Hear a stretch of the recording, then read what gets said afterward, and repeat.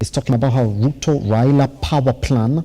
Now the president has and his newly found ally when Uganda to seek President Yoweri Museveni's nod on their quest for the AU Commission top seat on Monday.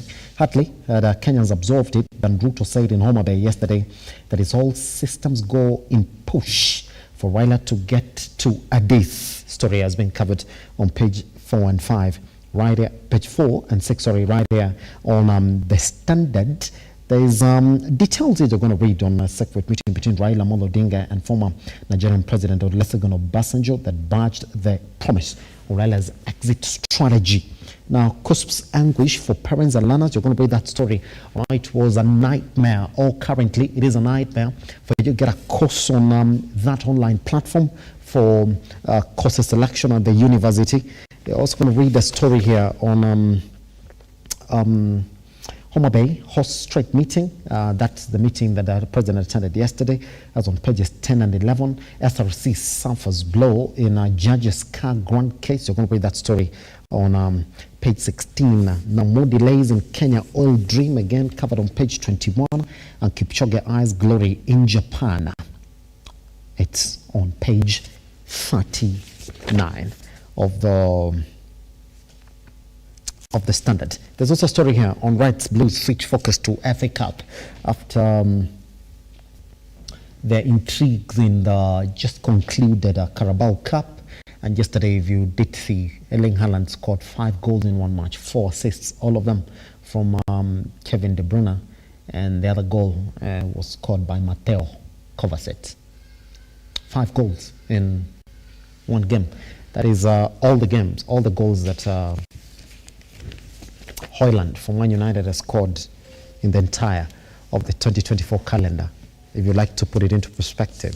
And that man got them in one game. Yeah. All right. As we step out, CMA allows firms to guard against share price falls in IPO. Now, the regulator is allowing hiring of price stabilizing agents.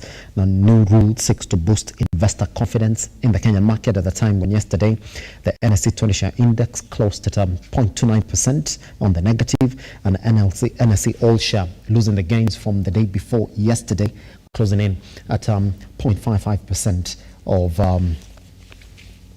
on the negative as well. That's what it is this morning on your dailies. We take a tiny breather. Once we come back, I'll be taking you straight to our newsroom this morning. Good morning.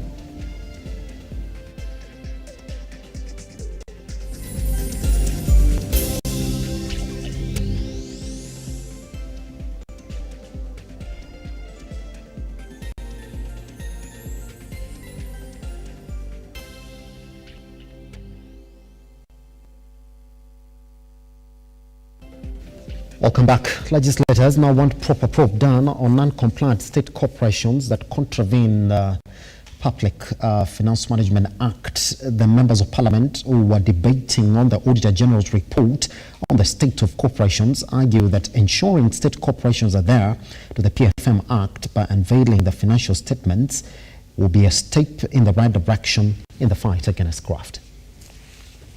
It is our wish that this House adopts this report that has been prepared by this committee, because we took a lot of time and went in depth to look at every area that we can be able to assist this government sagas to be able to operate. And lastly, of course, I think it would be noteworthy to mention some of the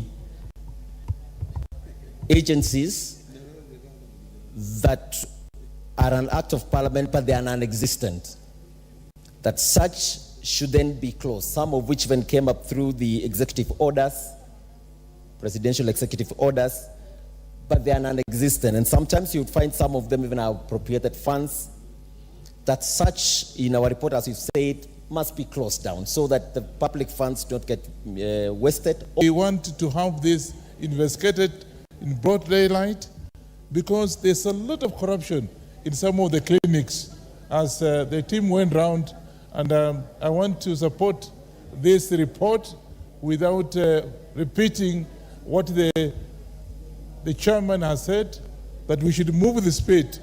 Once it is actually confirmed, within 3 months, to be able to ask those in the anti-corruption and DCI to move the speed to be able to investigate this corruption in some of these medical clinics, what have you. We know Mathare Hospital houses people of different disposition, but that does not give them an excuse at all not to follow the PFM and other relevant acts. Honorable Speaker, for those who are disbursed funds and they did not utilize the funds and did not return the funds to the National Treasury, there can be no other way. I urge the committee, this committee, and the Committee of Implementation to prevail upon these sagas to return that money. Right, moving on. Murder suspect Kevin Kanyede has dropped the two lawyers representing him in a move that has stalled the commencement of the extradition proceedings. As Faith Charles now reports, the case will be heard on 4th March. Yes, sir. Milimani Law Court has allowed the main suspect of the murder, Margaret Mbitu Kevin Kanyede, find new representative of his case. Kanyede is alleged to have killed his lover in the United States by stabbing her several times, left her in a car, and later flew to Kenya. Kanyede will now know his fate on the 4th of March. The family of the late Mbitu is now calling on the courts to speed up the case and accord them justice. We are here in the Nairobi Law Courts seeking justice for Margaret, and what we have come to do is to listen to the case between the deceased Margaret and Kevin Kanyede, who mercilessly murdered my niece. And the family was so hurt. We pained a lot.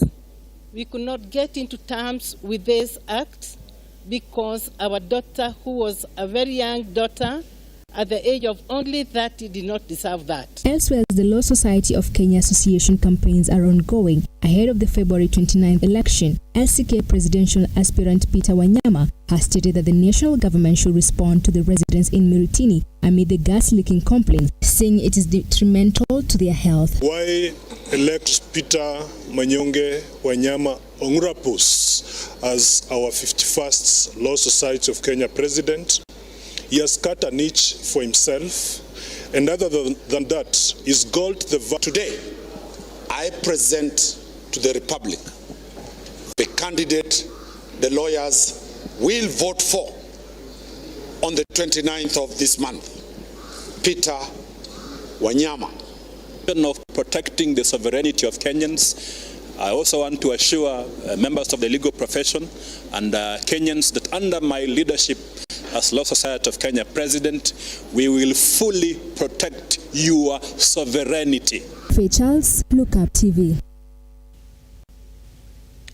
Interior Cabinet Secretary Kithure Kindiki has urged the three arms of government to direct concerted efforts towards the fight against corruption. Speaking at the National Council on the Administration of Justice function, Cabinet Secretary Kithure Kindiki has warned the corruption levels in the country is at an all-time high and is fast becoming a threat to both the national security and the protection of fundamental human rights as enshrined in the Constitution. Henry Tender with more. While giving an address at the National Council on the Administration of Justice function, the Cabinet Secretary for Security Kithure Kindiki has cautioned the judiciary, the cabinet and the legislature not to relent in the fight against corruption, which he has termed as a major impediment to the realization of developments in the country. If there is one item that frustrates the realization of this constitution is corruption.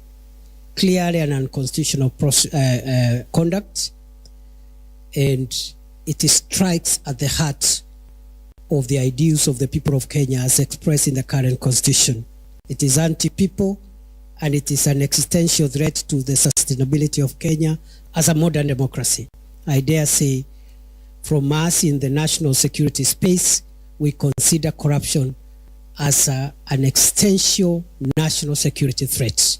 CS Kindiki has furthermore warned that the corruption embedded in the three arms of government and at the county level is fast becoming a threat to national security and the enjoyment of the Bill of Rights enshrined in the Constitution if not addressed as a matter of urgency. Corruption strikes at the heart of the Constitution because it undermines the realization of the Bill of Rights, especially the socio-economic rights that are so central to this constitutional order. So as we deliver services, as we become accountable individually and collectively to the people, the fight against corruption and upholding the Bill of Rights, if you ask me, are the two matters that form the crown jewel of the realization of a better country. The CS has in the same breath called for a harmonious working relationship in the three arms of government, cautioning that sharp divisions that have been witnessed recently are undermining service delivery to citizenry. Unless we look for ways of working together, no single arm, no single organ can deliver. And I can say that without fear of contradiction. Because the same constitution that has given you the massive powers you have has also donated some power to another arm of government, another agency, and it's deliberate. He has called on Kenyans to respect the rights of others in the performance of their duties. Henry Tendanyula, Lookuptv. All right, let's move on this morning. The Senate Committee on Roads, Housing and Transport has directed Nairobi Governor Johnson Sakaja to submit all the MOU documentation agreements within 14 days and the court orders allowing the first lifting and resolutions of county government contracts. The committee demanding the process be halted to ensure that the rules are followed. Stanley Lugaria with more. To be able to submit the documents that have not been submitted, the ones that have not reached us because of whatever reasons through email. As I had said earlier, I would request that you direct that those documents now be provided in hard copy, including the redevelopment plans for the estates. The Senate Committee on Roads, Housing and Transport has further directed the Nairobi County boss within 30 days to submit the county government's detailed rent report in the years 1995 to 1998, calling on Sakaja to stop the renovations process until proper public participation for more than 13 estates is determined to clarify more about the agreement, accusing Sakaja of not submitting all the documents as required for the facelifting of the said areas, including California and Pumwani, with the committee feeling the absence of cooperation by Governor's office in terms of public participation. At the end of this conversation, if this committee does not recommend a stopping of this project, we would have done big disservice to these people. Because you cannot just casually be saying tomorrow is groundbreaking, then you sit in the office and you're like, the chairman of Woodley has called, maybe I should go and leave. So that the governor does not think that we are being unfair. So that maybe he can even tell us how much time he would need to provide all the documents, but also allow us time to scrutinize the documents. Then we can have an intelligent conversation. In the 80s, you want receipts for rent payment from the 80s and those records. I am not sure of the veracity of the documents we will get. But if it is 2 weeks, we will do our best. For Jericho Lumumba, for Marengo, I can make sure within 30 days you have all of those put together. That one I can make sure. Whatever is in the county records, you will have it. The committee disagreed with the views of the Nairobi boss regarding the ownership of the land in the areas being renovated, criticizing the governor's move to enter into an agreement with the residents of the relevant authority as being against the law. The original plans for the estates were for development of social housing to cater for low-income earners. However, the new proposed development comprises 70% affordable for low-income earners and 30% for high-income earners, due to shortfall experience in high and middle income bracket as well. The designs. So Chair, if then the governor did not understand what plans he was supposed to submit, he should have asked. No, Chair, I understood. That's why I answered. The original plan for the estate was for development also. That's my answer. That is the document you are supposed to submit, Governor. Where were you reading that information from? Yeah. From the question. But that is the response, Chair. Governor, the response was, this is a response which was sent. Governor, you know better, honestly. However, Sakaja has maintained a hard stance of the process being seamless, alluding there are no disputes or court orders that have a reason to stop the process. The governor insisting there is no ready ownership documentation. So do we have any title deed that is ready? No, they are not ready, they are in the process. Stanley Lugaria, Lookuptv, Nairobi.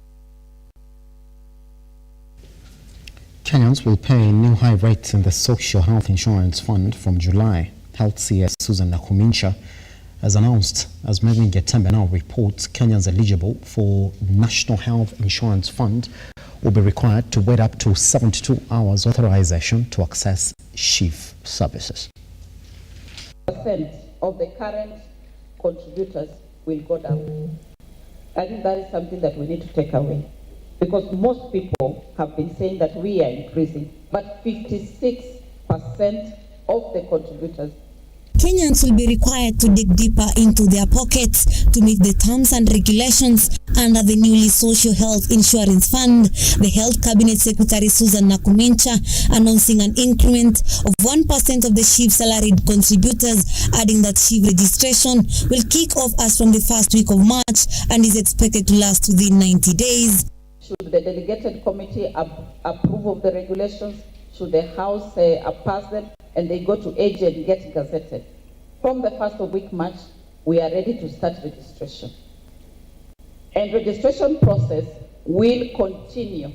And in the Act, we have provided that it continues for 90 days.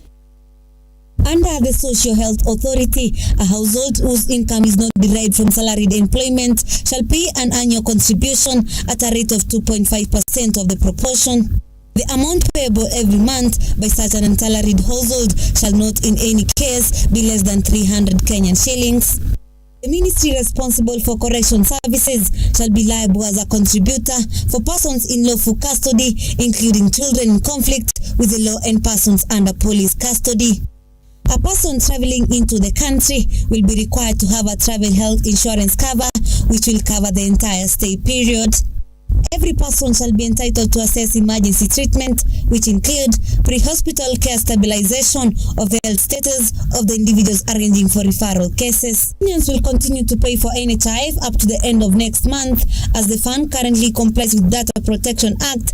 This is according to NHIF Chief Executive Officer Elijah Wachira. Wachira, however, noting that the newly Social Health Insurance Fund deductions will begin on the 1st of July this year. Got clarification, honorable members, from the CS that it is registration that will kick off in the first week of March.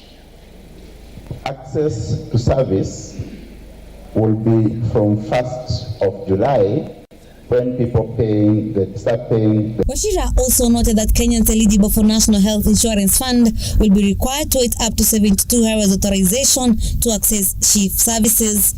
Is on pre-authorization that takes 72 hours. Reading the regulations carefully, the regulations are saying up to 72 hours. It is envisioned that emergency cases will be authorized real time. But for scheduled cases, where you're able to schedule next month, 2 months later, these are the ones that we have given ourselves 72 hours. Megan Getembe, Lookuptv.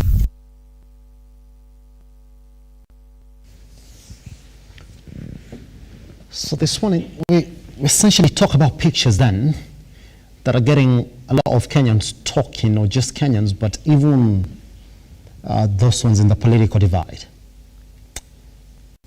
We're going to show you the pictures as well this morning. Is it the retirement of one Raila Odinga? Is that it? Is it possible to call it that that's what it is now? Yeah? Talk to us at Lookuptv across all the social media platforms. I can already see Ken Sankara with us in the studio. We'll expecting more guests to walk in so we can weigh in on this particular stance then. The newfound friendship between one President, Dr. William Ruto, and one Raila Odinga. Is it the onset of a new friendship? Again, that's the question that we're asking. And if that is so, is that it? For one Raila Odinga, is he out? Once we come back.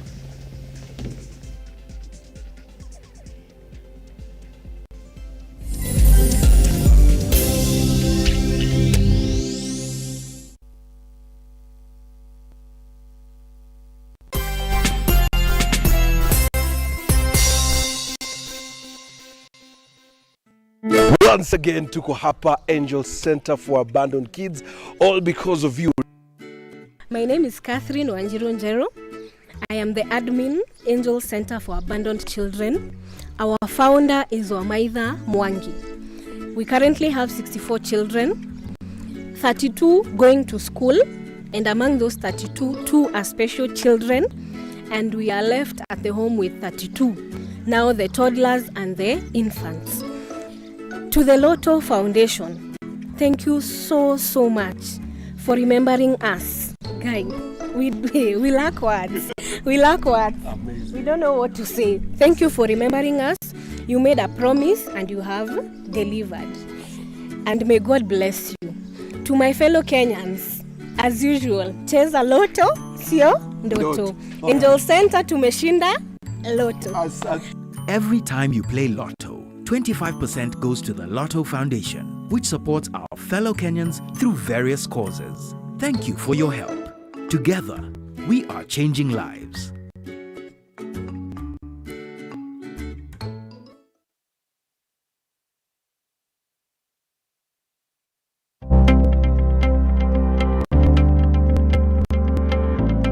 Hi, and welcome to Tujenge Home.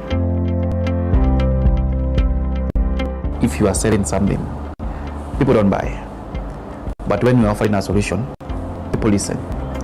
And I think that is my mantra. When it comes now to Mwasibu Housing, the SACCO is our mother. We are a subsidiary. We are owned 100% by the SACCO.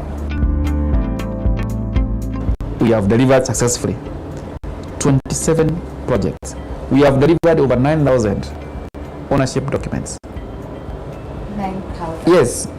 Whoa. To different people. If you go to some of our estates like in Roido, in Runda, you find people are happy when you know you have done the right thing. You have come through a process, a thought process, you've developed a product.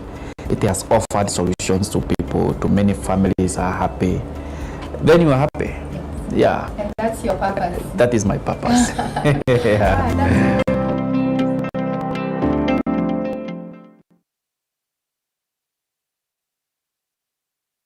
Are you an SME looking for a media partner? Look no more, as Lookuptv got you covered for all your visibility and marketing needs.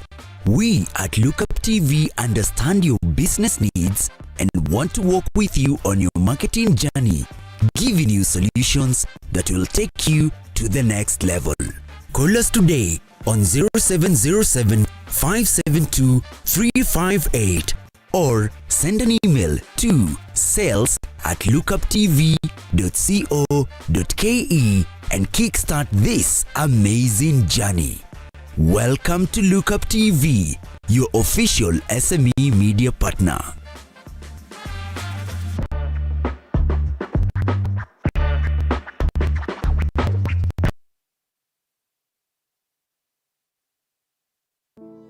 Save a Life is a non-profit organization that has taken the front line in transforming lives in the entire country. So far, we have transformed life of over 100,000 people through our programs, which include medical support, youth empowerment, street family program, feeding program, and climate change. Join us today as we transform lives. As we always say, service to humanity is service to God. Save a life, transforming lives.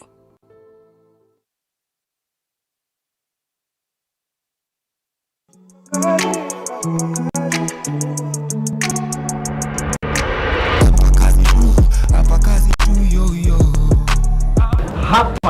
ndio leo nimefika tuweze kuangazia biashara ya mashini za tarakilishi. Sasa hii ni mwaka wangu wa 4. The fourth year. Mfululizo. Nilikuwa nimeandikwa kazi ya kuuza bado computer. So through that nikapata knowledge yangu ya kwanza.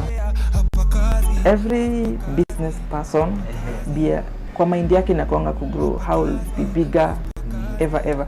Cause mimi si kuanzia hapa personally. Nilikuwa na duka ndogo sana. Unaweza order laptop kutoka kwa site yetu ambayo ni Maxwell Computers. Tunatumia Wells Fargo ama G4S kutuma, alafu mzigo ikifika kwako utakagua then unalipa. That's what we call payment on delivery. Nasema hasa muhimu, jata muhimu. Wase wageto daily tujikaze. Mama wachapo kinyozi man. Hasla wadago nando the man.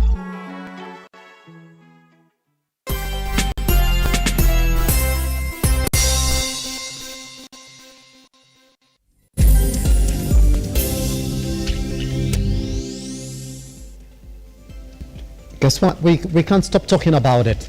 Everybody's talking about it. We mentioned it yesterday. Seemingly, again, we can't run away from it because there's just a lot that is developing around this particular issue that we're just about to jump into this morning. They say a picture is worth a million words. And this morning, we do have a lot of pictures for you that are essentially touching on one man, Raila Odinga. Actually, two men. Actually, not two men. There's a lot of them that is touching on. So we're going to just start like this then.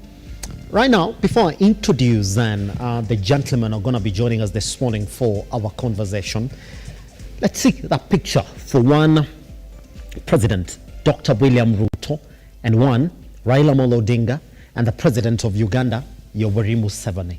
There it is. And there's just a couple of them, have a lot of them.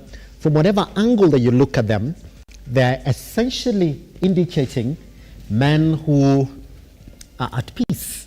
There's two men in counter suits and one Yoweri Museveni in his, I would say, in his signature look of that Ugandan hat right there, talking about an African president right in his setting. Na hizo ni ng'ombe zake, na ukiangalia poa sana zote zimewekwa Yoweri Museveni. All of them are branded. So we came to visit you. It's a personal issue. And it's turning out, Raila Odinga is the one who took President Dr. William Ruto there. So I brought you my friend so we can talk about these issues. Okay. So we looked at those pictures and then we went to the next picture that we have for you this morning as well. It is the picture of one, Raila Odinga, apparently with the current chair of the AU Commission. That is Faki. Again, is a picture that is allegedly coming from a meeting of the two premiers yesterday. It's allegedly. We can't confirm. But that picture, again, is, as you can see, worth a million ones as well. We're going to talk about it this morning. And you can see Anyang Nyong right there being witness to that handshake. Is a current chair essentially with what other people are now saying the signature. We can't confirm it again. I mean, it's just for us to talk about that particular picture. We don't want to use those words, the signet, no, but we're going to talk about it. Again, another picture again that we're going to start with this morning now is what is the result of this particular push for one Raila Odinga then? What are the implications? A picture surfaced of one Kalonzo Musyoka with the rest of the Azimio brigade. And we're going to show you that picture. For those people who read body language, for those people who can read what the particular picture is essentially talking about, we're going to talk about it this morning. Whether you want to talk about one Kalonzo Musyoka, Martha Karua, Jeremiah Kioni, or one Eugene Wamalwa, with the rest of those ones who are missing in that picture. We're going to talk about it this morning. It's a lot. But then, Let's see how the dailies this morning then are putting this particular conversation into context. We're going to start with the Daily Nation. What are they reading into this? All right, Ashila, if you can, there it is. It is friends again. There's a question they're asking. Ruto, Raila, and power of a picture. Is it the power of a picture or is it the interpretation of a picture? I don't know, but you're going to tell us this morning. Again, we're going to talk about it. The Standard this morning is also talking about it, and let's see exactly how they put it. It is Ruto Raila power plan. All right? But then they almost say what the Daily Nation talk about this morning, because they're saying the president and his newly found ally. So it's the same thing, is it? Friends again. We talk about it this morning as well. Oof, just a lot then. That's the introduction right now. Let me then introduce one, Ken Sankara, to the conversation this morning. Sankara, how are you doing, man? I'm fine, thank you, Simba. Happy to have you around. It's always a pleasure. Well, as we wait for one Sunday and Douglas to walk into the studio this morning.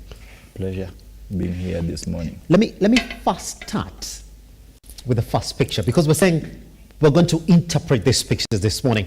And Sheila, then if you can, take us to the first picture, therefore, of one President Yoweri Museveni and Raila Odinga, and one Ruto. There it is. Now, and we're going to do it like this again. If Ken can explain to us what that picture essentially means. From this perspective, Ken.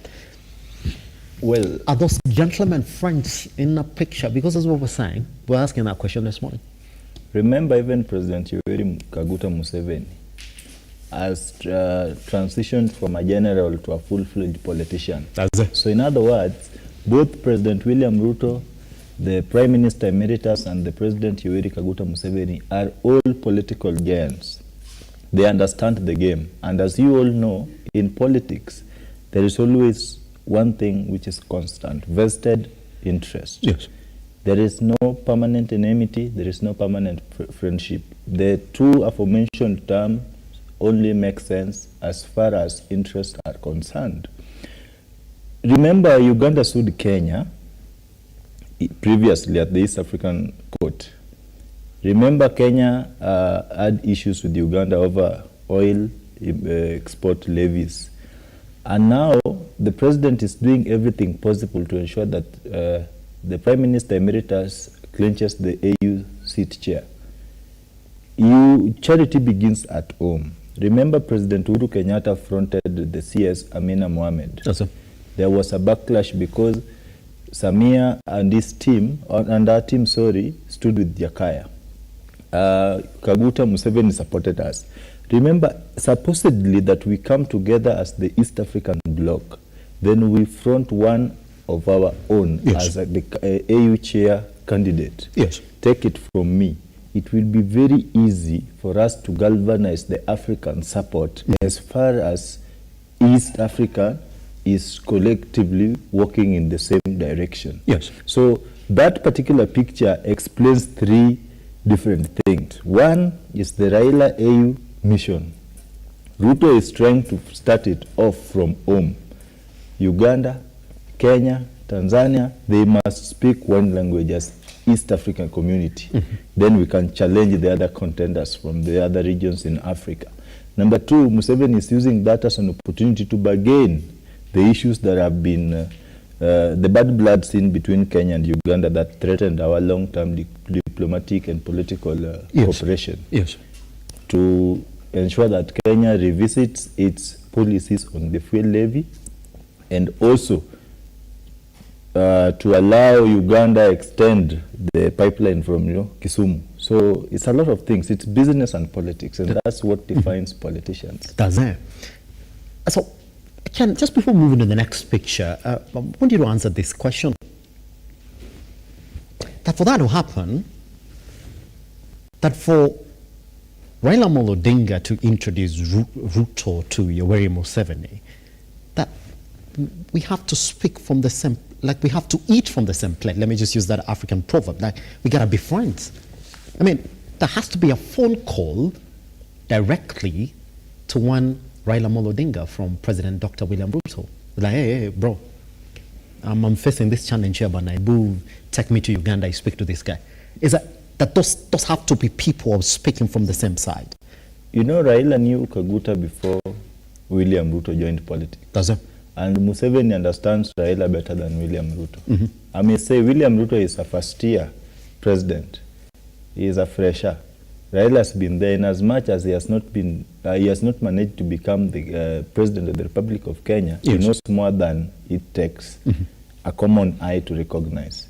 And that's why, you know, this is just a very interesting scenario. It's like what happened in Parliament. Scratch my back, I scratch your back. You have issues with oil, yes. You can't reach the president, yes. I have the direct link. Let me go. It is Raila who invited Ruto to Uganda. It's not Ruto who took Raila to Museveni. No. So, but again, Ruto had interest of meeting Museveni to square out Raila issue. So you see, it's a scratch my back, a scratch your back form of engagement. Yeah, but if that is what we're talking about, Yoweri could have given Raila Odinga the vote. I mean, if Raila Odinga and Yoweri are in good terms, as you like to put it, why struggle? I mean, I don't have to take you there. Unless now we've agreed that indeed on this particular project for the AU Chair Commission, you're going to be in the front running. The best way to collapse politically is to assume that things are the way you think they are. Always make an extra mile approach to ensure that the thought you are suspecting is the reality, is actually what is on the table.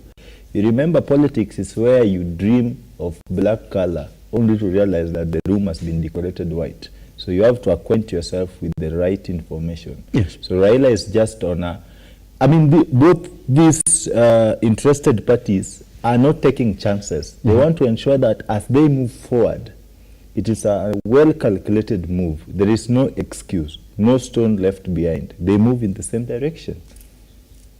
And this is going to have a tremendous change in in Kenya's political landscape. That's it. And we're going to come to that now. Let's then move on to the second picture. Remember, it's an introduction as we then wait for the rest of our guests to walk into the studio as well. There's a picture that is allegedly serviced as emanating from the Kisumu Investor Conference that is currently ongoing in that particular region of the current AU Commission Chair, shaking hands with one Raila Odinga. I mean, when you look at that particular picture, we cannot confirm that this essentially is from yesterday, no, but we can confirm that those are two gentlemen that are essentially in talking terms. So Raila Odinga is not essentially a stranger to the current chair. Remember, the AU chair won on a basis of massive support from the African states. Those who believed in Faki's leadership still believe is a best or the best of the choices that they had at that particular point. What makes you believe that they can sway, they can change their opinion all of a sudden? To clinch on, to have Faki on his side is a plus for Raila. Faki can easily convince his supporters that, you know, man, you trusted me with this job. I have done my critical analysis of the people who post for this position. And I can tell you for a fact that Raila is the best suited candidate who can even do better than what I've done as the AU chair. Politics is all about words. It's all about the power of convincing the electorate to believe in you as an individual. That's what Raila is trying to do. I mean, I say, in Swahili they say, hakuna kubahatisha. And let me tell you, both Raila and Ruto are political schemers. You can never underrate either of the two. These are men who, whenever they have high on something, they settle for nothing but that. Remember Raila's headlines when it comes to elections and post-election situations. And remember Ruto's political schemes. He has rose all of a sudden from a mayor MP to a president within a span of 20 years. So these are not political green-ons. these are political honchos. They know what they want and they know how to get it. Yes. So that particular picture should send shivers, cold shivers, to those who are going to vie against Raila. Raila has what we call the system. That's it. Although it failed in just on the basis of that handshake that you were just saying. Yeah, so the basis of that handshake, you know, Faki knows what it took him to win that seat. He's just trying to pass that knowledge, little knowledge to Baba, so that Raila also follows the same matrix. Doesn't? Yes. I'll be coming to you now, because the broader conversation around this particular area, Sankara, is whether now Raila Odinga is Ruto's project. And so we're going to move into the third picture as well, as we're looking for those interpretations. It is one, Jeremiah Kioni, Wamalwa, Kalonzo Musyoka, and Martha Karua. I mean, Sankara, when you look at that picture, again, we can't confirm that this is coming from maybe this week. But then, just like we do, we're essentially trying to read moods into whatever is going on in the country right now. Do they look like a lady and gentleman who feel completely betrayed by one Raila Odinga? I mean, how do they now set themselves in the middle of this conversation? Simba, as a politician, I would tell you, in politics, you can attend a meeting thinking that that is the climax of that meeting, only to realize that you are the pesetas. There's another meeting within the meeting, and there's another meeting that will finalize everything. So you will be brought in, you think you've been incorporated, they will take you out after that session. Another separate team from that particular meeting will reconvene to convene another meeting that will finalize everything. So the mood in these phases, as I have said, politics is a game that is fueled by interest. That is the only gas that pushes the machine. So the interest of Eugene, of Jeremiah Kioni, of Martha Karua seems to be headed south. Should Baba exit the political matrix as it's happening? Remember, Jeremiah Kioni is doing everything possible to emerge as a kingpin in central Kenya. Eugene is there on the other side trying to give Musalia and Wetangula competition. And Kalonzo is the only man who is stable enough in Ukambani. But again, marrying back to what we had discussed, those faces being put by the Azimio brigade is to confuse Kenyans.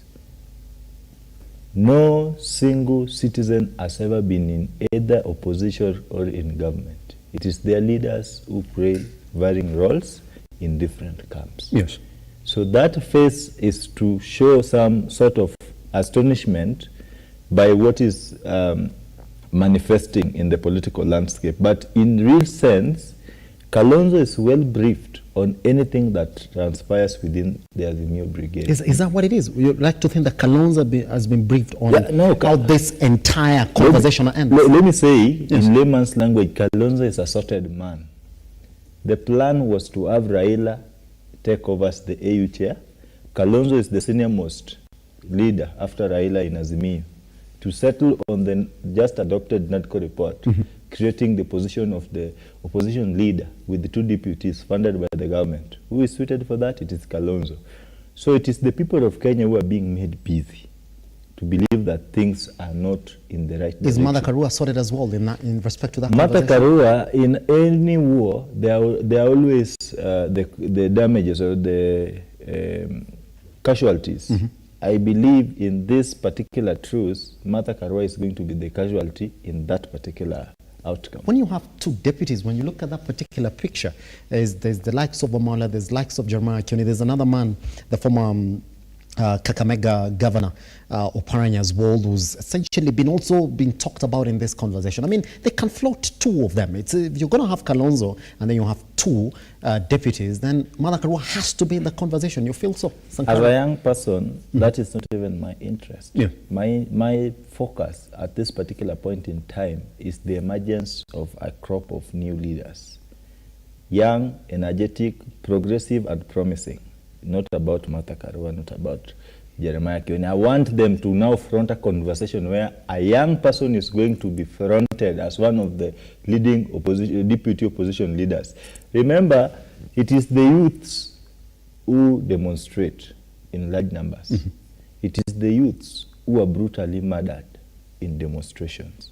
It is the youth who has the biggest number when it comes to population composure. Yes. So it is imperative that before we can delve much into the conversation of Kalonzo, Martha Karua, Jeremiah Kioni, and the monotonous names being fronted for positions A and B, it is time for a separate group of Kenyans to emerge and pick those positions. And this thing is going to have a tremendous change in our political landscape, I'm telling you. Mm-hmm. Because those who felt restrained for the longest time possible will have to emerge without formula. Yes, sir. Have you know, if as a driver, if you start off a vehicle without a formula because you don't know what gear to engage when, there are always two things. The speed of takeoff may either kill you or will make you to be the best driver so far. So that formula, that takeoff without formula is going to invent a new political strategy in this republic. Pretty much. All right, let's then start tabling the conversation now. This is the introduction this morning, a long one, but then indeed we have to go through that route. No, Shile, if you can, then let's see exactly what the Standard spoke about this morning. They're talking about a new power plan between Ruto and Raila Amolo Odinga. Sankara, they've called it, they've said that, well, this is a power plan. A power plan for what exactly? Let's float what the conversation is. Can Raila Amolo Odinga be supported this heavily by Dr. President William Ruto? And then in 2027, Raila Amolo Odinga be running against the same man who's fronting him for a 4-year term job as the AU Commission Chair? Well, in politics, everything is possible. It depends on how best the interests have been sorted. Mm-hmm. If Raila feels that he has gone with hanging foot, he will definitely resign and come back and give Ruto the headache he deserves. But based on how things are unveiling, it seems to be an exit plan of Baba from local politics to international politics. Yes. Yes. If you listen to Rigathi Gachagua, and I know you do remember those clips in the course of last year, immediately after the elections were won by the Kenya Kwanza side, Gachagua kept on saying that, well, I mean, the demands for one Raila Amolo Odinga have been met. Again, he said that in Mombasa. That all this is just woodwinking his people to support him in a journey that is already finished. Is it now becoming clear that Raila Amolo Odinga will not be running in 2027 based on this journey that Ruto is taking on with him? Yes, and I think that will be the best thing that will ever happen to this country. That Raila Amolo Odinga will not be running? Yes. You know, Kenyans for the longest time possible have been conning Raila at the ballot. They've played Raila for the longest time possible at the ballot, only to see the Raila face when it comes to challenges. Mm-hmm. I think it's time Kenyans met their match. I really love what they voted for, the person, the man. The president has really shown Kenyans that next time you go to the ballot, be very careful on what you're doing. And I love it. It's an education for the people of Kenya to learn once for the first time. You know, in Kenya, nearly for the last 3 decades, politics has been shaped around Raila Odinga. It has been fueled by his supporters and his critics. In Mount Kenya, you don't need to have a political strategy apart from demonizing Raila Odinga. You will definitely get the people's backing. The former MP Gatanga, Peter Kenneth, was one of the earlier casualties of that political framework. When he rose to contest for presidency in 2013, yes, propaganda was created and smeared around him that it was a project working for Raila to scatter President Uhuru's victory and votes in central Kenya. They never gave him a second thought. President Uhuru Kenyatta sacrificed everything to front Raila as his presidential candidate. The only tough question was to answer to the people of Mount Kenya. All of a sudden, how did Raila become the best presidential candidate to them? Remember, this is a region where people have not been rising politically because they deserve. People have been seeing the opportunity of Raila's name on the ballot and taking it back down there. So for the first time, we are going to have real issue-based politics. In Nyanza as well, people have been saying we are going to help Raila fight over there. Now the war has ended, or is seemingly ending. Yes. It is you versus the people. There is no more excuses. And I believe the Raila mercenaries are not happy with this move, because these are people who prevailed. They're political. Actually, Raila has created political careers for many people, both in Nyanza and in central Kenya. In central Kenya, you only need to emerge against Raila. In Nyanza, you only need to emerge pro-Raila.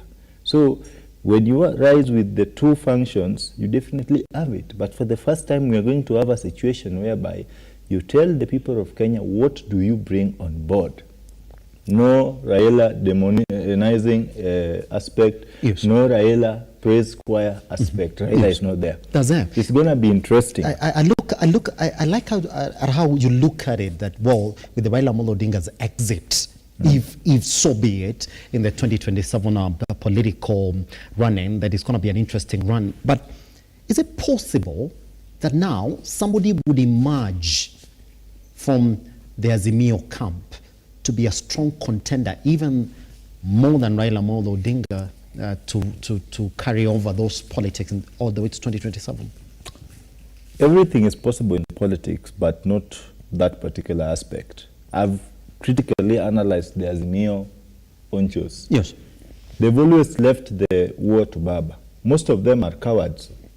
Look at scenarios where protests are called. They come in SUVs. Kalonzo seemed to have changed his tactics.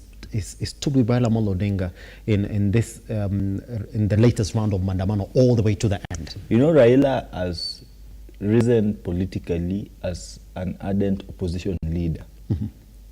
To be in opposition doesn't require speaking good English and softly. Yes. You just need to be radical and spontaneous, like an atom.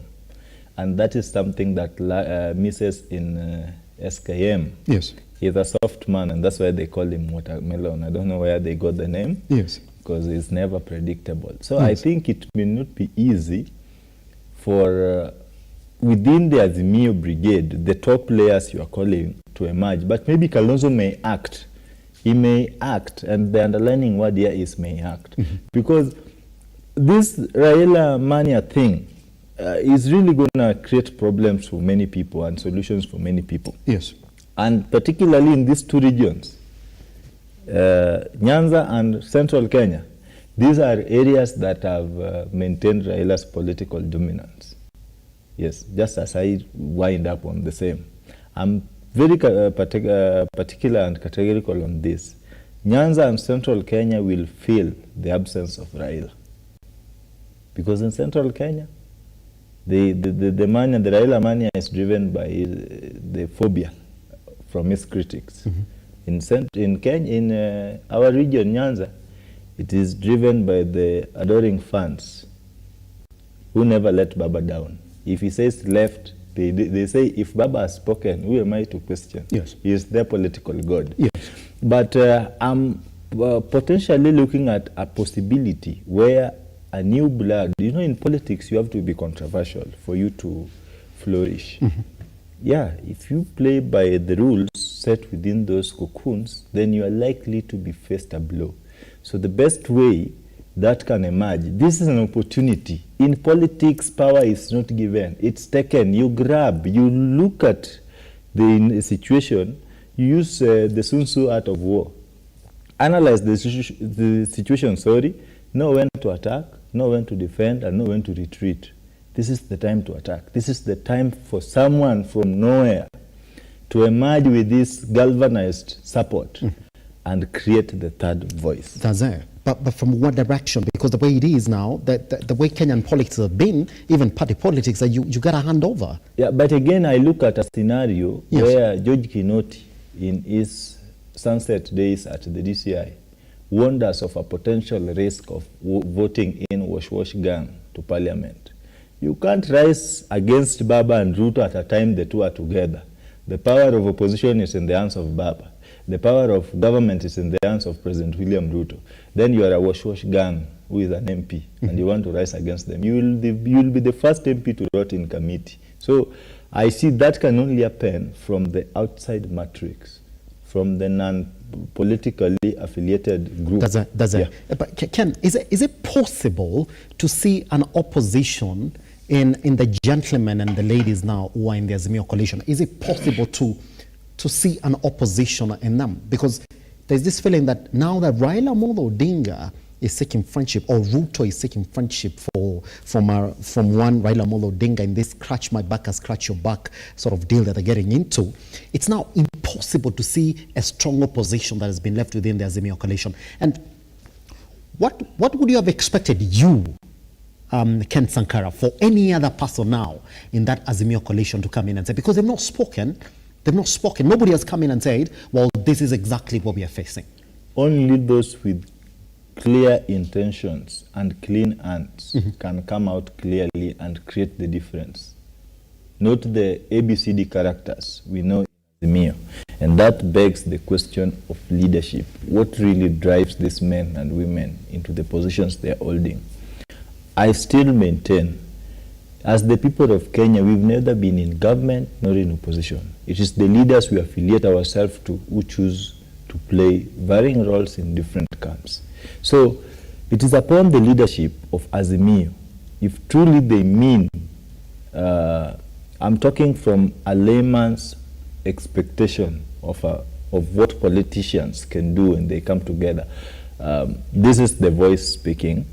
If they really mean well for the people of Kenya, the opposition and government can cooperate but still maintain political decorum and progressive leadership, where checks and balances are not thrown in the dustbin because we are cooperating. At the end of the day, the cooperation is meant for the well-being of the country. Yes. The well-being of the country, the drafters of the constitution did not err by inserting the aspect of checks and balances.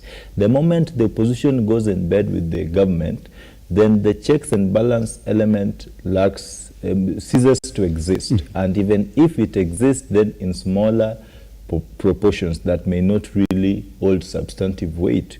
And that is a worrying trend that the people of Kenya should seriously be worried of, because who is going to speak for them? As I maintained, the executive already captured parliament. Parliament is an no-go zone. The judiciary is under serious threat and attacks. Then the opposition has been sorted. That is the best term I can use. The opposition has been sorted, parliament has been captured.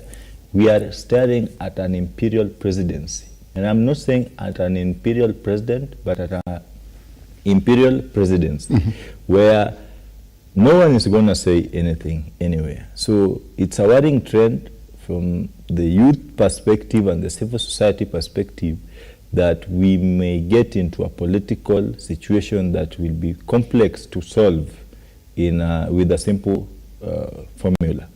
But the people in Azimio must remain true to their call. The call of opposition is not to frustrate government business if the government business is meaning well for the people. The call of the opposition is to put the government on checks and balances collectively. You may not speak against an executive as an individual, but there is power in diversity and in numbers. That is where our strength lies. When they come together, they can easily hold accountable any rogue executive. But that's going to miss because we understand the architecture of Kenya's politics, just as in South Africa. People vote political parties, not individuals. So once Raila is in good terms with Ruto, then the people of Mount Kenya, not Mount Kenya, the people of Nyanza, or the Azimio ardent supporters, the Baba's adoring fans, and Ruto supporters are deemed to be in good terms, and that absolves every other thing. My only worry is for the lives of young men and women who were lost during the protest. Pretty much. These young men and women now created jobs for people, and no one is speaking about them. I haven't heard of the president and the opposition leader doing a joint statement apologizing to the people of Kenya, because it was the making of the two. One was fighting for the people, the other one was fighting against the people. He was protecting what he already had.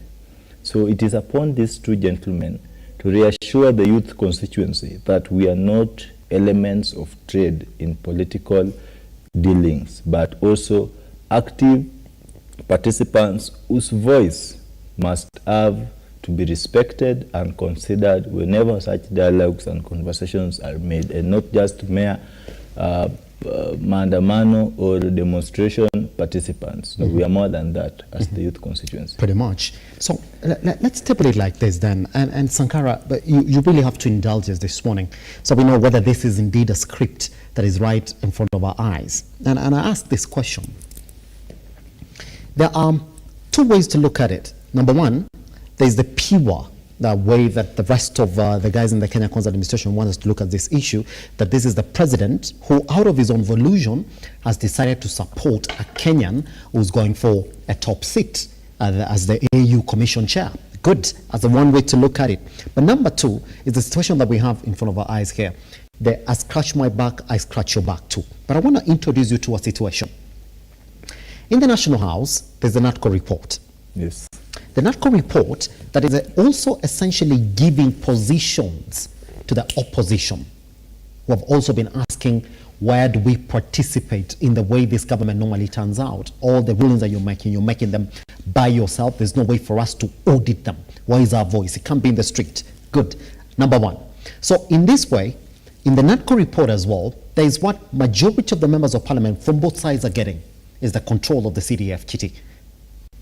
So you stop us, we might also stop you when it comes to voting on that particular area for control of the CDF kitty. So sweets have been dangled in parliament for both houses that we want our people to have a say in this government. They're going to get positions in as much as the NATCO report is concerned. We as well, members of parliament from both ends, have to speak in one voice because we have to support you to get that for us also to get this. Now, genius in this perspective, Sankara. When the National House opened, the first thing they spoke about was CDF. Second after that, they spoke about the housing levy, which you know very well is an agenda for the government, and you saw how the voting turned out. And the members of parliament from both sides, and I asked this question, nobody has come to castigate opposition members of parliament for not turning out to vote the way it happened last time. You do remember the likes of Atendo Molo were in problems for not turning out to vote on that particular day. There's some silence that we are reading. Third now, immediately after it was passed, Sankara, they spoke about adopting the NATCO report. Who's smart here? Or is it a thing that Raila Odinga and his brigade knew from the get-go? Is this, as I like to put it, Ruto becoming smart in the entire situation? Sankara? The cooperation between the opposition and the executive has turned parliament into a marketplace where people or traders with interest and taste exchange goods and services at the expense of the common mwananchi. Let me call it a trade. Yes, Sankara, you might like to call it a trade, but the way now those situations have been put to them. Because if you don't support me in this, because we have the numbers, we're going to beat you when it comes to controlling the CDF kitty. We're going to turn you down. No one is smarter in this entire matrix. The situation here is conveniency. The president is dealing with Raila for convenience purposes. Raila needs the president needs Raila. The president has a bill that had to go through plenary, parliamentary system to be enacted into a law.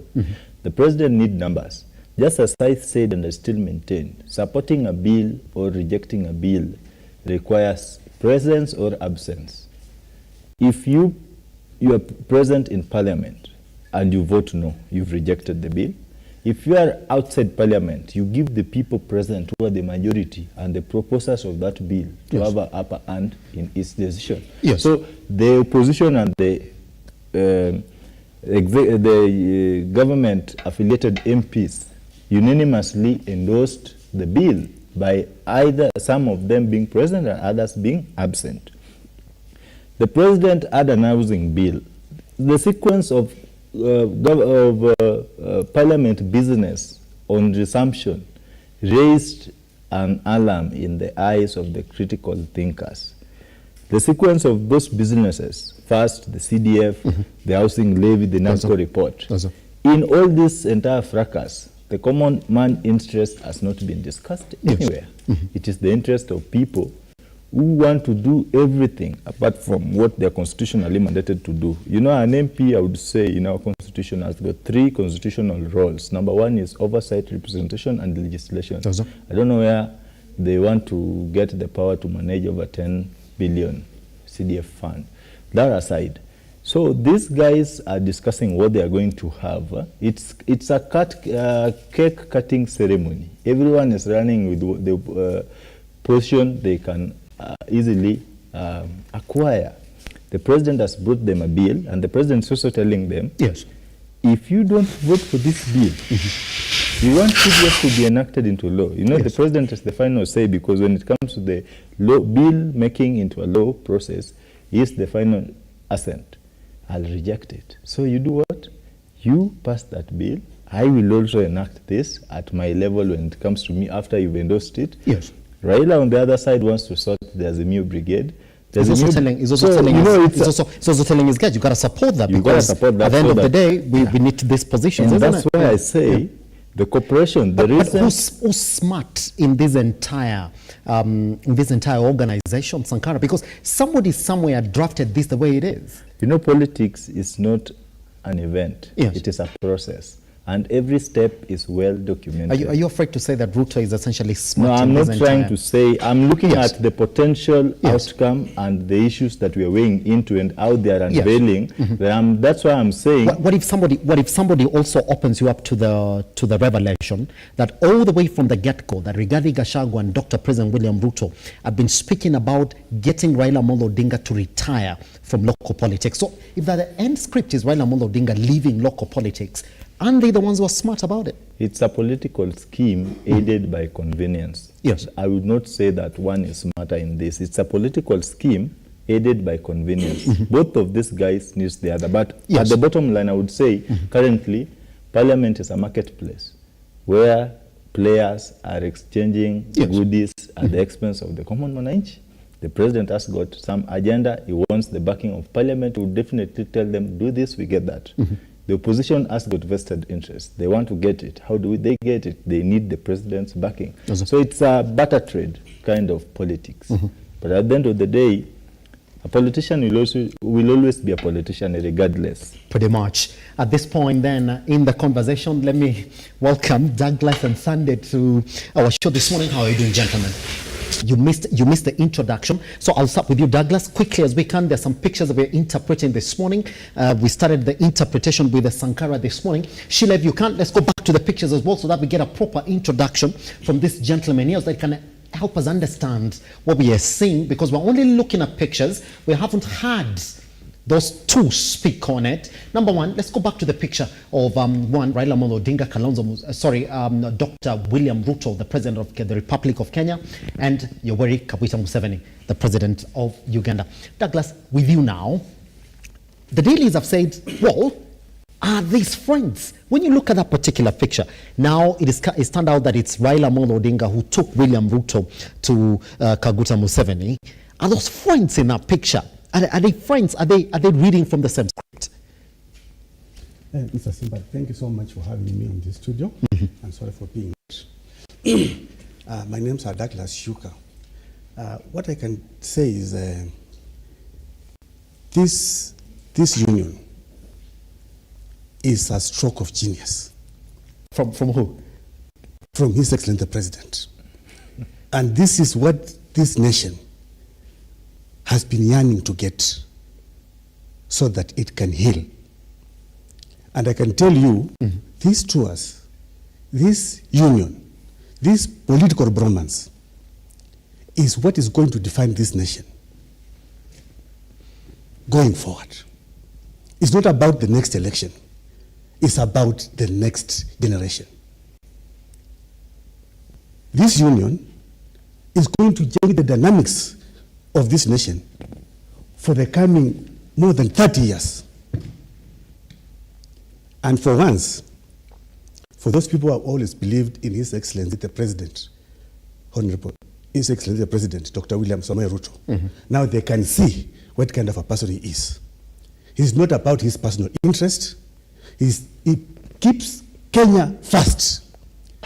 He's the Pan-Africanist, yes, that he has always been. Pretty much. We're going to come back to on the larger explanation. I want to take you to the second picture as well that we're getting greeted in the newsroom this morning. Again, allegedly, this is coming from the investor conference that is ongoing at Kisumu, where the current AU Commission Chair, Faki, was in a handshake with one Raila Odinga.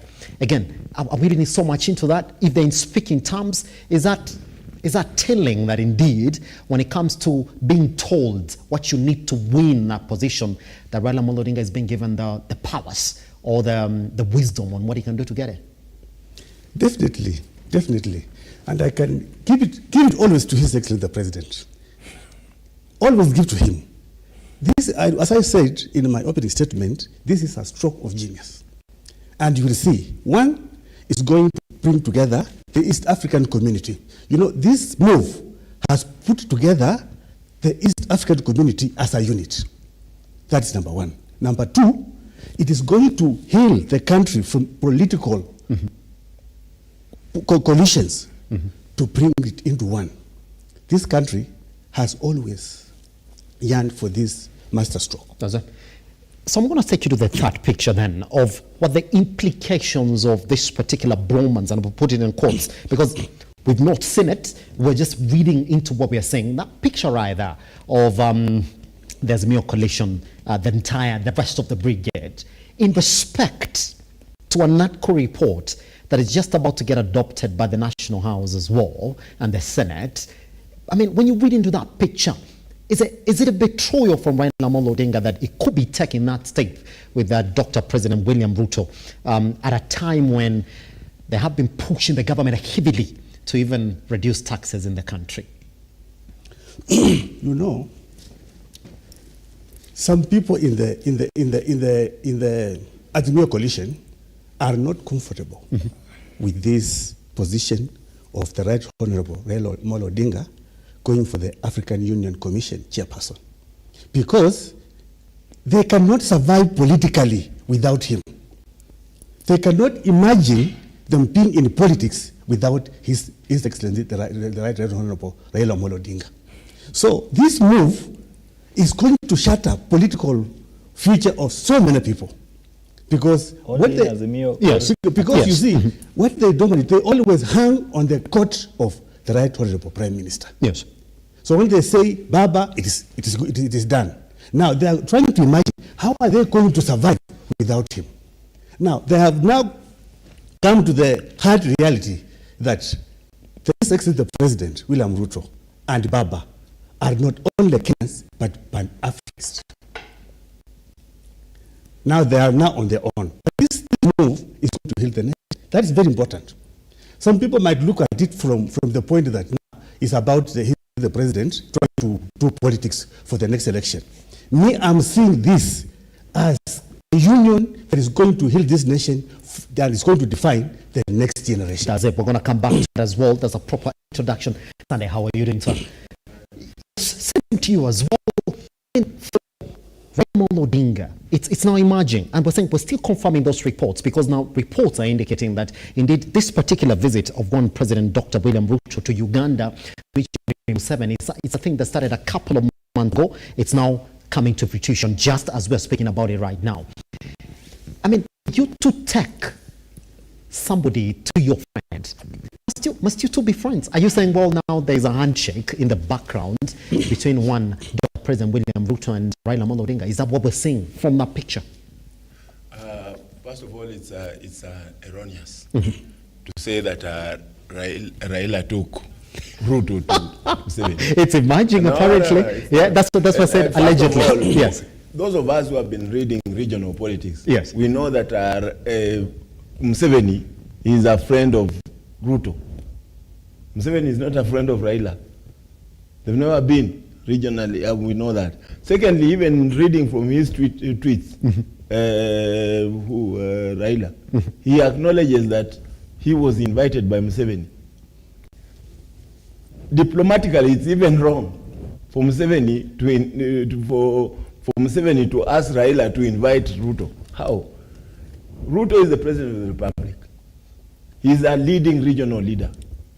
He's actually just recently, a couple of weeks ago, been elected to replace Kagame at the UN, at the AU, as the leader of infrastructure and governance structure of the AU. So you're saying actually he's going to be Raila as a boss at the AU. Yes. So you're saying that there's no way that Raila Odinga could have been the one who took Ruto to...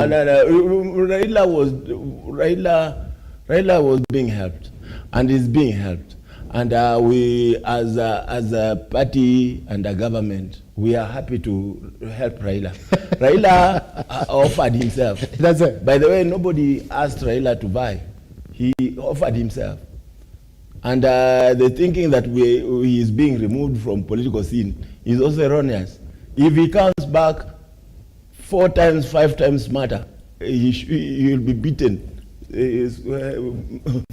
Like he has ever been beaten, but he is an African. He's a Kenyan child. Could you please pass that the newspaper? Can you please pass that newspaper, the Daily Nation, all the way to Sunday? You know, I don't want to repeat the words of the former president Uhuru Kenyatta. About what? About the newspaper? About newspaper. You can't say. But I won't you say can't that. say it on TV. Now I want to tell. I want to tell you. These are speculations and what have you. But the reality is, Kenya, we've always had the opportunity to bear the first. And for the first time, just after election of 2007, 2013, yes, we got Muhisa Kitui out. I think it's 2007. Yeah. We got Muhisa out. 2007, yes. We helped Mama Amina. She didn't get it. We have been able to assist a number of Kenyans to go for international positions. Yes. Just the same way we celebrate our runners and athletes, yes, when they are out there. Raila is one of our own. He is going to the international arena. He wants to get something for us Kenyans from the international arena. We shall support him to get it. In fact, we are against, and we will hit, and we will pass through anybody who stands in the way of Raila to get it. Because Raila is a Kenyan son, and is our own, and is an illustrious son of this land, and he must get it. Because even if it was Uhuru, we would have supported him. Even if it was Matakarua. But if the picture you have shown there is a mourning ceremony. And that's a good thing.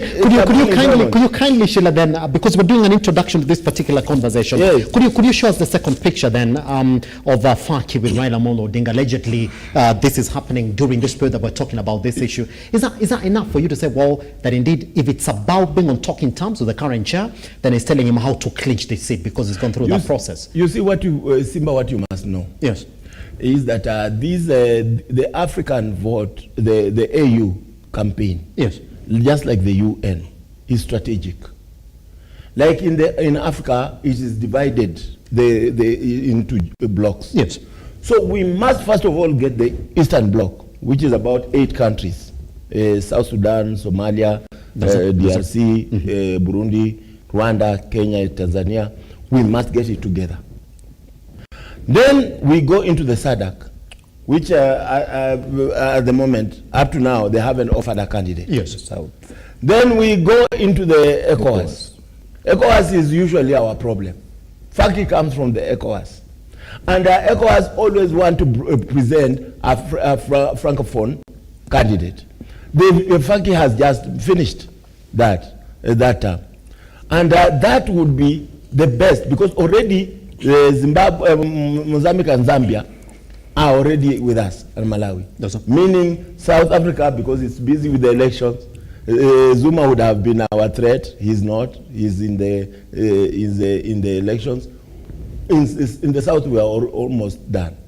We are now looking at the north and ECOWAS. And if we have Ethiopia back us and Eritrea, Djibouti come in, we know we have a little problem with the Sudan. But we don't mind if Egypt already indicates that it's coming. Yes, sir. This vote will be won on blocks.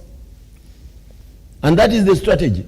So this goodwill that Faki should come all the way to endorse, it is an indication kwamba Africa is doing well. The president has shown the way. We are already a shining star at the environment and all other factors at the African bloc table. We are actually the ones leading the diplomatic talk, African diplomatic talk at the AU, at the UN, and even in the EU. The other day you saw us shine, even in the EU. We are the ones leading the way. So this one is almost done and dusted. Yes. And one thing you must never forget. You can never go for this position of international position without the government backing of the government of the day. So that's where the conversation is. We reached that particular position then with Sankara. Now let's then move on together. I mean, Douglas. Simba, will you give me right I'm going to give you a right of response, yes. Owing to the time we've been here for an hour. Talking about the I was not responsible for bringing you here, so you don't need to comment on my Let's continue. I cannot wait for you. Let's continue with this. Sankara, we're going to come back to you and then we'll do this as well. Just 3 minutes. Just 3 minutes. We're going to break and then come balance the conversation, isn't it? Let's then continue on this. Why the sudden change of heart? I mean, if we're reading from a script, it's already there. The conversation was, Raila Odinga has done his time, get him out. DP Rigathi Gachagua heavily speaks on that and spoke on that. One President Dr. William Ruto heavily spoke on that, still speaks on that, by the way. So why this sudden change of heart of saying, wow, this man who's been a problem that I've been wanting to get out, who's been blamed for being a liaison to a man who's also a problem to this country, all of a sudden we want to support him. Don't you still see the opposition in Raila Odinga now? Mr. Simba, it's not about local politics. This is about patriotism. It's about Pan-Africanism. So for those who have provincial, small reasoning, they see it as local politics. But to me, and I trust the leadership of His Excellency the President, yes, it's about the big picture.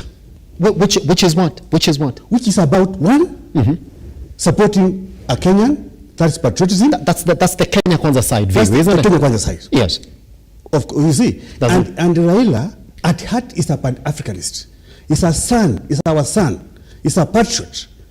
He's a man who has got history, in reformist history that nobody is unmatched. Is that the general agreement within the Kenya Kwanza side? A man you've been hitting heavily for being a perennial loser, for being a man who doesn't accept when you know there are people, and for you, if you are very keen, those people in that azimio coalition, they don't want Raila to go for this position. They are saying no. Why? Because, and as I told you, they are short-sighted people. They hang on his Raila Odinga's court for survival. Is Raila yes, I can define them for lack of a better word. Yes, political eunuchs. You get me? They cannot go to the field alone. They can't imagine. They cannot imagine politics without His Excellency Raila Odinga outside of politics. But His Excellency the President sees in Raila an opportunity, one, to heal this country and bring it together. Because the political promise for that between Raila and His Excellency the President is going to bring these Kenyans together. And already, if you feel the ground, The ground is now bringing the nation together. Or is it quiet, trying to make sense of what is going on? No, is it too early to say that the ground is already coming together? The implications of this union. Yes.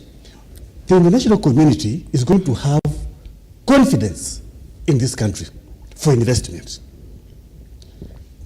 Two, we are going to politically, we are going to have a unified approach as a country. We are going to collapse, not completely, but at least we are going to collapse and think as Kenyans. Mm-hmm. So the president has taken this role to think outside Kenya, that we can think as Kenyans and we can support each other irrespective of political affiliations. That's what the president is talking to Kenyans. Yes, Shuka, I want you to hold your thought right there. Yes. And Sankara, I'm going to give you just 2 minutes because we want to go on break and then come back. That's the same question that Sunday will be responding to. I mean, if the script is there, why are we saying too much into it? And this is the script, Sunday. By who? That there's a narco report stated at the National House. There's a man who has appeared in all these conversations on Olusegun Obasanjo, was the first man to come in and even endorse one Raila Odinga for that particular seat. And you will remember, he was the chief mediator when we met at that particular Bomas of Kenya meeting, which gave us the narco report. So here is the script. Support me. I will support you, get whatever it is that you want. Failure to which, because I've got the majority of numbers in the National House, that narco report might fail if you bring with it the kind of behavior that we've seen before. So the fruits are here. Support me. I will support you. Members of parliament have been told there's the CDF kit that you got to control. So here's the thing. You don't support me in a housing levy. I've got numbers. It's possible I might kill it. So support me. That's why up to now, Sunday, you do know very well that even the Azimio coalition, just like they did in the first round of voting, you remember the housing bill, no one has come in to castigate the members of parliament who absconded their duty of voting on that particular bill. Every other person is silent. So why are we going to sit here and pretend that there's no script, that somebody already wrote that script? Can you respond? 1 minute, we're going to break and then come back on it. Debating political party sycophants, these are people who are never allegedly truthful in their allegations. And for the sake of record, you know, some of us do not really understand that politics is war without bloodshed, and war is politics with bloodshed. It's never that too serious. The assumption that who invited who is politically misplaced, not unless we are trying to deviate from the normal political scope angle of view. We may bring some other allegations to please our supporters, like the UDA's supporters here are trying to please their sycophants over there, who are equally behaving like them. They are never led or aligned towards reality. They see things from the world. Let me inform them, for the sake of knowledge, that Ruto is threatened of Raila. I'm not speaking for Raila, for your information, but be informed that Ruto cannot survive politically in 2027 with Raila active participation in politics. In as much as you may try to rubbish that, be informed for the third time that Ruto is trying to do everything. In as much as there is international or African Pan-Africanism affiliated to it, local politics is the genesis of everything. That's it. We'll leave it there.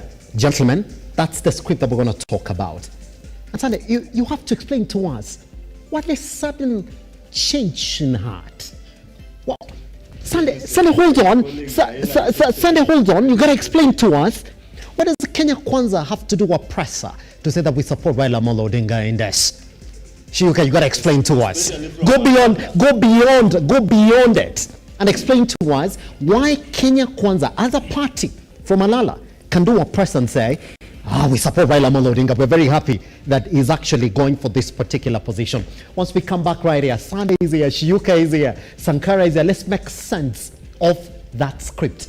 Is Raila Odinga and President Dr. William Ruto, are they friends now? And if so, what next? Once we come back right here on The Morning Drift.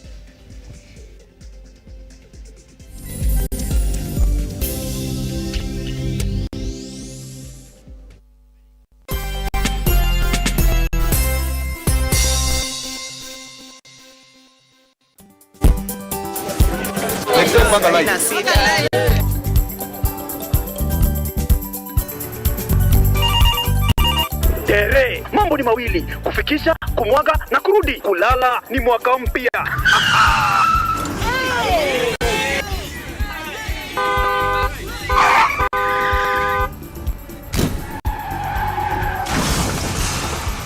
Bua muka we mse. Nini mbaya? Wewe kwani wani vile dereva anaendesha gari vibaya, lazima tususe. Anaendesha gari na kwa simu the whole time hata angalia barabara.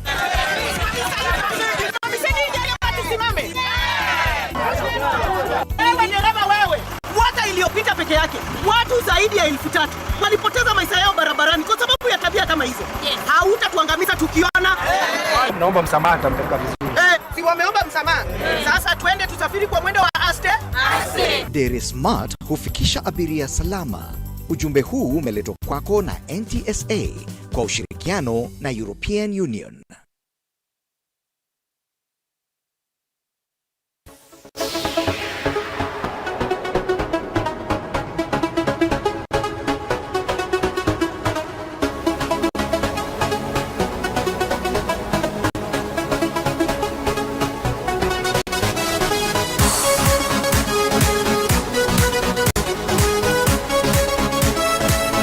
The winner of the 32nd edition, representing also the EMC, Weldon Langat.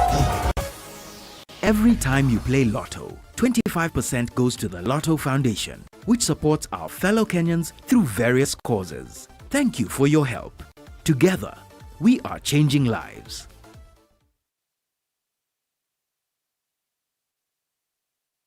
Are you a junior secondary school, a college, a TVET institution or a university and you want to advertise your intake?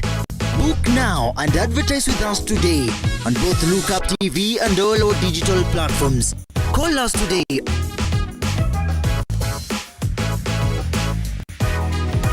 Or email us on sales@lookuptv.co.ke.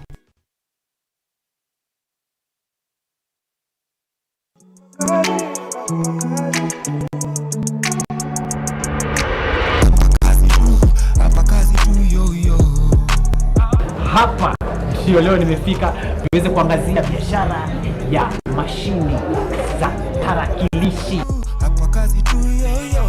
Hii ni mwaka wangu wa 4. Fourth year. The fourth year mfululizo.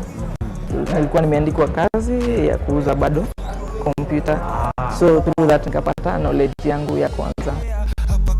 Every business person kwa mind yake inakuanga ku grow, how will be bigger ever. Cause mimi sikuanzia hapa personally. Nilikuwa na duka ndogo sana.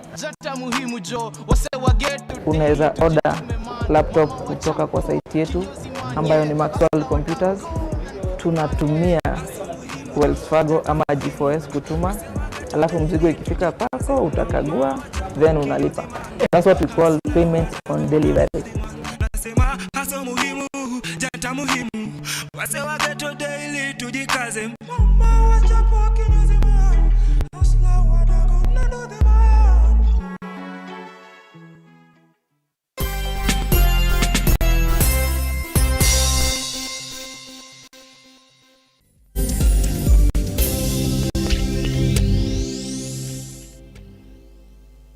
The conversation going on in the background is heavy. So, Sankara, you still have your 2 minutes. I want you to summarize your particular points on whether indeed it's a script that has been written, that somebody somewhere is smart, and the only thing that we can do, Sankara, is go back to what has been said before, that Raila Odinga needs to retire. And so if the Kenya Kwanza government can get him to exit local politics, they're more than happy. I would still maintain that whatever it is that is happening currently is an opportunity that has met preparation. The President William Ruto-led administration were very clear that they wanted Raila to edge Kenya's politics. Yes. And now an opportunity has come that the AU chair position is being vacant. The best suited person to replace Faki is from Kenya.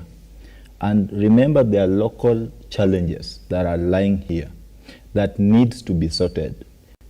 The political goodwill will necessarily necessitate the fronting of Raila. Ruto is not necessarily fronting Raila because he wants Raila to become the AU and end the challenge there. No. Ruto is fronting Raila to solve these local political problems as well. Raila is coming in as a package. I would inform my colleagues here who are very allergic to truth and reality. They rarely entertain that in central Kenya, as you put it, Mr. Sheuka, you are never truthful only to align that to an azimio mindset. Remember, I'm not in azimio for your information. So as you engage me, You walk like a duck. no, You no, walk like a duck. no, You are a duck. no, listen to me. You are a duck. Whichever it is you Yes. call it. How you put your point define you. You So said- me, I don't need even to tell you. Let me what tell it you is. something. You are in fact The- the de facto leader of the Azimio Party. Just a minute, just a minute. You know, the thought, what you respond to, or the thought you give, that is your personal opinion. I really respect individuals' opinion. My responsibility ends with my statement, not what you understand, because you are a thinker. So you can think right or wrong. All in all, you still think. So let me inform you. In the last 3 decades, Kenyans' politics have been driven by the Raila mania. In central Kenya, it is phobia against Raila. In Nyanza, it is the Raila support, the adoring fans. So in Nyanza, you only need to cling unto Baba's coat, then you get the vote. In central Kenya, even without agenda, you only need to say Raila ni muganga, then you get your way. But now we are potentially staring at a scenario where none of the two is going to exist. And it's very interesting today. Politics is really funny, and it's evolving. You are calling Raila His Excellency. This is a bandwagon of individuals who've been hurling in printable language. It's better they gotta explain. It's better they gotta explain. I just want our viewers to know that coming to you, yes. The hypocrisy in you, yes, can only be entertained in UDA campaigns, and not in reasonable tables like this, where people speak facts. Yes. I don't know. Yes. What you are Make me forgetting, believe. what you are forgetting, politics has shifted. Yes. From local politics to regional politics to African politics. I understand that pretty well. And you see those people, and if I ask you, why is it that it's only the Azimio leaders who are against the right honorable? Let me tell you. Going forward? Where did you see, let me tell you, when did you hear the Azimio brigade being uncomfortable? Sankara, address the issue. If you Felt, address Shiyuka, we're not going to move on with it. Just address the let issue. me Please ignore address him. the Let me issue. ignore They are him. the ones who are against Sorry, you. let me ignore you. What is eating them if Yes. the Kenyan It is not me, I'm not speaking for them. Sankara, I'm address the making issue. my point. Sankara, you only have a minute. Last time you is the cried issue? that I never gave you time. No, what I'm Last saying, time you cried I never gave you time. Today, I'm not going to give you supporting time. the right honorable. Pretty much. Raila Odinga. That's it. I'm going to Now, come to you on that. Azimio, they're Shiyuka, saying, yes, I'm going to come to you on that, please. 45 seconds, Sankara, just clear that point, yes. You know, these people are taking this thing too serious. I've told them, I will still remind you, politics is just war without bloodshed. You are bringing war in politics. You want to make it too personal. No, it's not personal. You are making it personal. You don't need to tell me that you are making it personal. Yes. I can feel it. Let me, Sankara, let me, Shiyuka, I'm going to come to you Let me next. ignore him. Let me cross over to Oyolo. Oyolo, here's the thing. when But I just was coming- let's just point out this conversation in the right They don't direction. want. In this sense, Oyolo, do you find it peculiar that Kenya Kwanza or UDA party, it's a good thing that you're here as well, will call for a presser and support one Raila Odinga? It's the party that called for presser. It's a party that called for the presser. I was in that presser. We called that presser. Why? And the question on the table was, do we support Raila or not for the Pan-African seat? Did the question come to you? Yes, The question come to you? it was in the public domain. No, hold on. Yeah, we have a followership. Did anybody write to UDA party asking them to we have a declare their followership. support? We have a followership. They were reacting on We are a reaction. followership, Yes. across the country. Yes. We have over 8 million members that support the party. They are registered members. They asked that question? They are there and they are asking for, on this one, where do we go? The party has the responsibility. How is that a party issue? Simba, let me answer the Oyolo, please. No, but it's Oyolo's time, please. Oyolo, how is that a party issue? It's a party issue because we are patriotic. We are patriotic. We want to show the party, the membership, the direction we are going. Yes. On every national, international matter. When it is environment, we have shown them to plant the trees. When it's on energy, we have told them how to preserve and not to pollute. When it is politics, we have shown them the direction to take. We had the duty to tell our membership all over the country that on this matter, this is the direction. Actually, you remember, Simba, around that time, there was some kind of sway or confusion on whether it is Uhuru or this guy Kikwete, yes. or Raila. Yes. And we had to make it clear that as a government, and like I told you, no person goes for an international seat, and no national goes for an international seat without national government backing. Did you speak? Did you speak after the president or before the president? We spoke as a party. And we gave direction, and that is the, there is a point I want to make. Oyolo, did you speak after or before the president? Before. Yes. Yes, as a party. This is the party. I'm going to come to you. I'm going to give you all this is the party on which the president vied. We are duty bound to read the mood of our membership and relate the same on the national platform. Now, when a partyless man calls us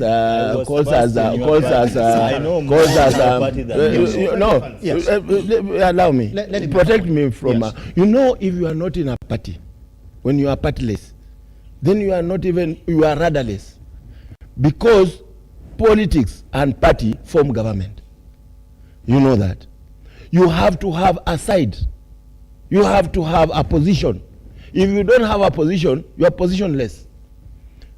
So when it comes to matters politics, and we want to organize the politics of this country, we want to be partakers of the politics of this country. We want to also be players at the national, regional, African and international arena. We must therefore organize our local politics. And when one of us comes out, is like, for example, the late Kiptum, at his, God rest his soul in eternal peace. When he comes out at age 20, 21, 22, 23, and he says, I want to go and break the record, the nation rallied behind him and took him to the international arena. That is what we are going to do with our own old man, Raila Odinga. When he says, I want, we shall support him. And we, in fact, when I was coming to this show, I thought it was going to be a choir, because I didn't see why anybody would want to oppose. Why would you want to oppose your own brother from going to the international arena? I thought it was going to be a same. In fact, what I wanted, Simba. I'm not opposing. Then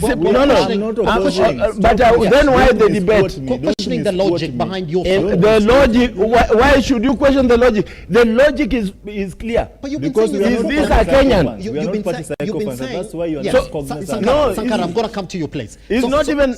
You see, it still has 2 minutes. It still has 2 minutes. You're going to make it clear. You're going to make it clear. Simba. Yes.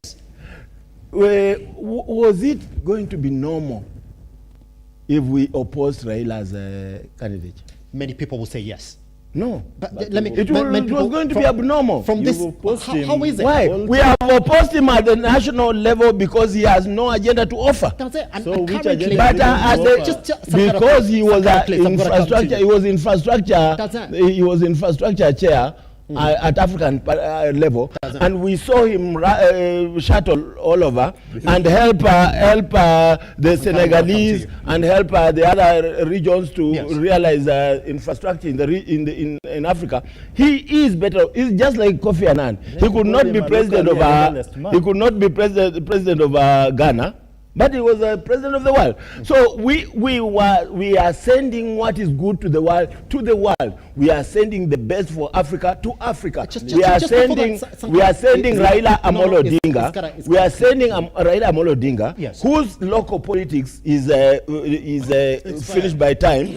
to Africa where his relevancy Oyolo, is. Oyolo, you have a minute. Oyolo, you have a minute before I cross over to Shiuka. Sankara, I'm going to come to you. Simba, Oyolo, that hypocrisy can only make sense Sankara, in a UDA Sankara, you campaign. can't speak now. You can't call Sankara, Raila a bad man locally and a good man for the world. Sankara, we didn't say a bad man. No. The wording's in you. No, we didn't say. Sankara, I'm really allergic to lies. Sankara, I cannot entertain. Sankara, they're going to turn off your me. mic. They're going to turn off your mic. Just hold on. Shiuka, Yes. the thing that we are questioning is this, that up until Raila Odinga offered to go for this particular job, it was the biggest problem. That in every other gathering that you went to, you demonized Raila Odinga. You called him a problem. You said he's a man that you really want out of local politics. That is a problem. Do you agree, Shiuka, before I ask the question? I agree. Good. Now, good. Let's go to the script then, the one that we want to respond to this morning.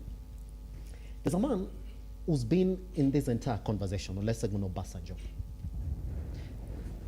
In the NATCO report, Olusegun Obasanjo was quite instrumental in us going to the bombers of Kenya and coming up with it. Now let's talk about the order papers and the way that the parliament has come back. Was it a coincidence that the first issue that they spoke about was CDF, which is true to members of parliament, and you could see how, indeed, when they came back, they passed it, and they made up resolutions and pushed the treasury to release that money, and quicker that. Number two is the housing levy. And then after that, the NATCO report was floated. Now, this is the script that we are reading as observers in this entire situation. You guys need to control the CDF kitty. We as the treasury have no problem with that. But then, you have to support the housing bill that is sitting right there and the National House. And you did see, it was passed in a record 3 days. That the majority leader in Naivasha tells the president, before Friday, this thing is going to be passed. And on Thursday, it is passed. Just hold on. Oyolo, just hold on. Let me get up to where they're related now. That even after Sankara not asked the question. That even after members of parliament absconded their duty to go back to the National House to vote for or against it, the Azimio coalition has not spoken about it the way they did last year. Then immediately after it was passed, get what was floated again, the NATCO report, which they said they will adopt and sooner that. Is it a coincidence that these events are arranged like this? Is it a coincidence that Olusegun Obasanjo again is appearing here? Was this a script from the get-go? Support me, I will support you. Let me start from where my brother Oyolo left. Yes. There is a very thin difference between the President of the Republic of Kenya and the party leader of the UDA party and the Kenya Kwanza administration. Yes. So when the president speaks, he speaks as the president and also as the party leader of the UDA party. He gives guidance to where to move. The president is Kenya's foremost diplomat. Is diplomat number one. Kenya Kwanza has the manifesto to implement. Yes. So in supporting Raila Odinga, Kenya Kwanza is trying to implement its manifesto on the international stage. Coming in Parliament, the government cannot implement its manifesto without having numbers in Parliament. And in a democratic dispensation in Kenya, you go for numbers. For you to pass any bill in Parliament, you need to have the majority, which the Kenya Kwanza is doing. Because after 5 years, Kenyans will come and say, what did you do? What did you do? So, and Obasanjo, personally, is in the public domain, is a friend of Raila Odinga. And he knows that Raila Odinga has the capacity to serve in that position. Yes. As a Kenyan and as a Pan-Africanist. And that's why we, in the Kenya Kwanza coalition, we feel obligated that Raila Odinga, despite having local politics, but is the best man suited for that position. And we have no hesitation in giving our support as a party and as a coalition, as a government.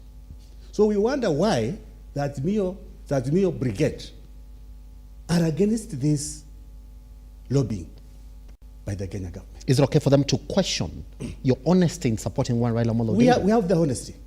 We have the honesty.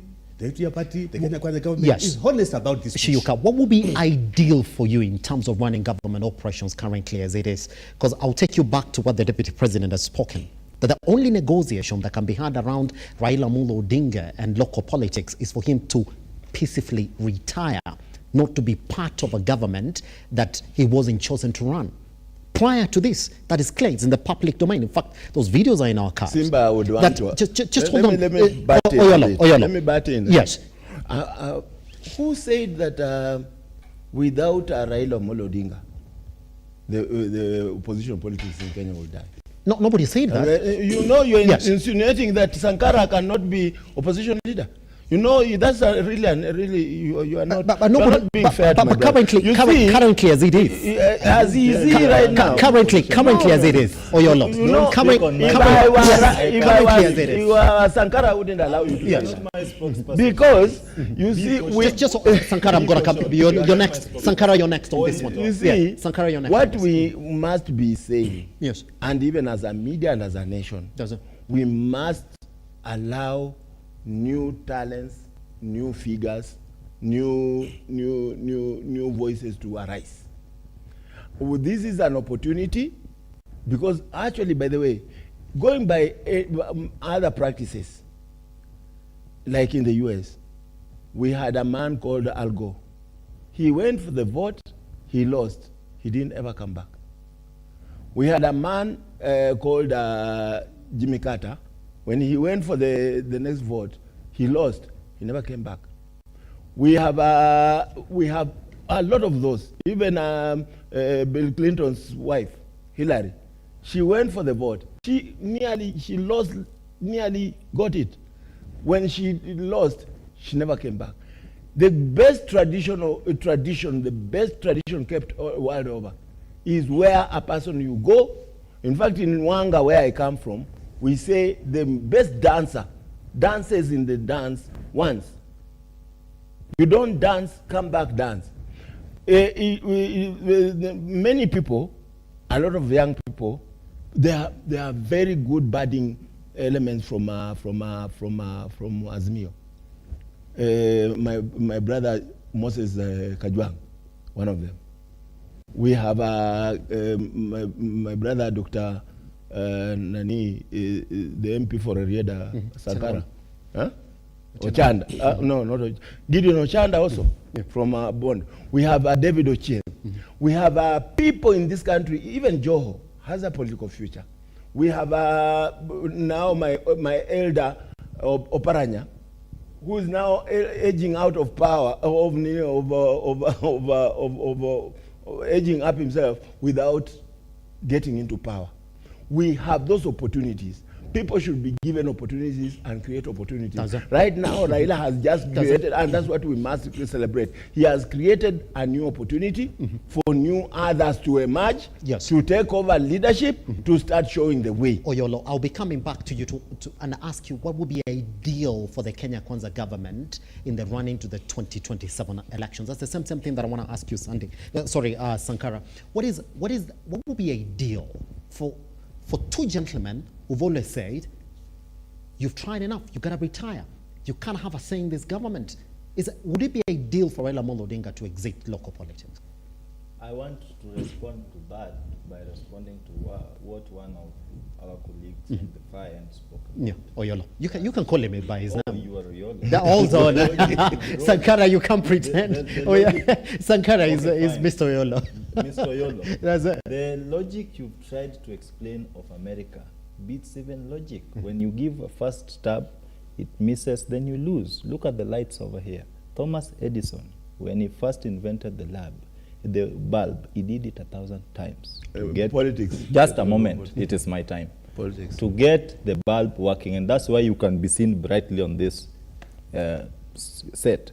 Had Thomas Edison developed the mindset, the psychophantic mindset you have, we would not be having lights today. So that was on a light note. There is always the urge to prove it right. that you are with the right intentions and you want to get things done.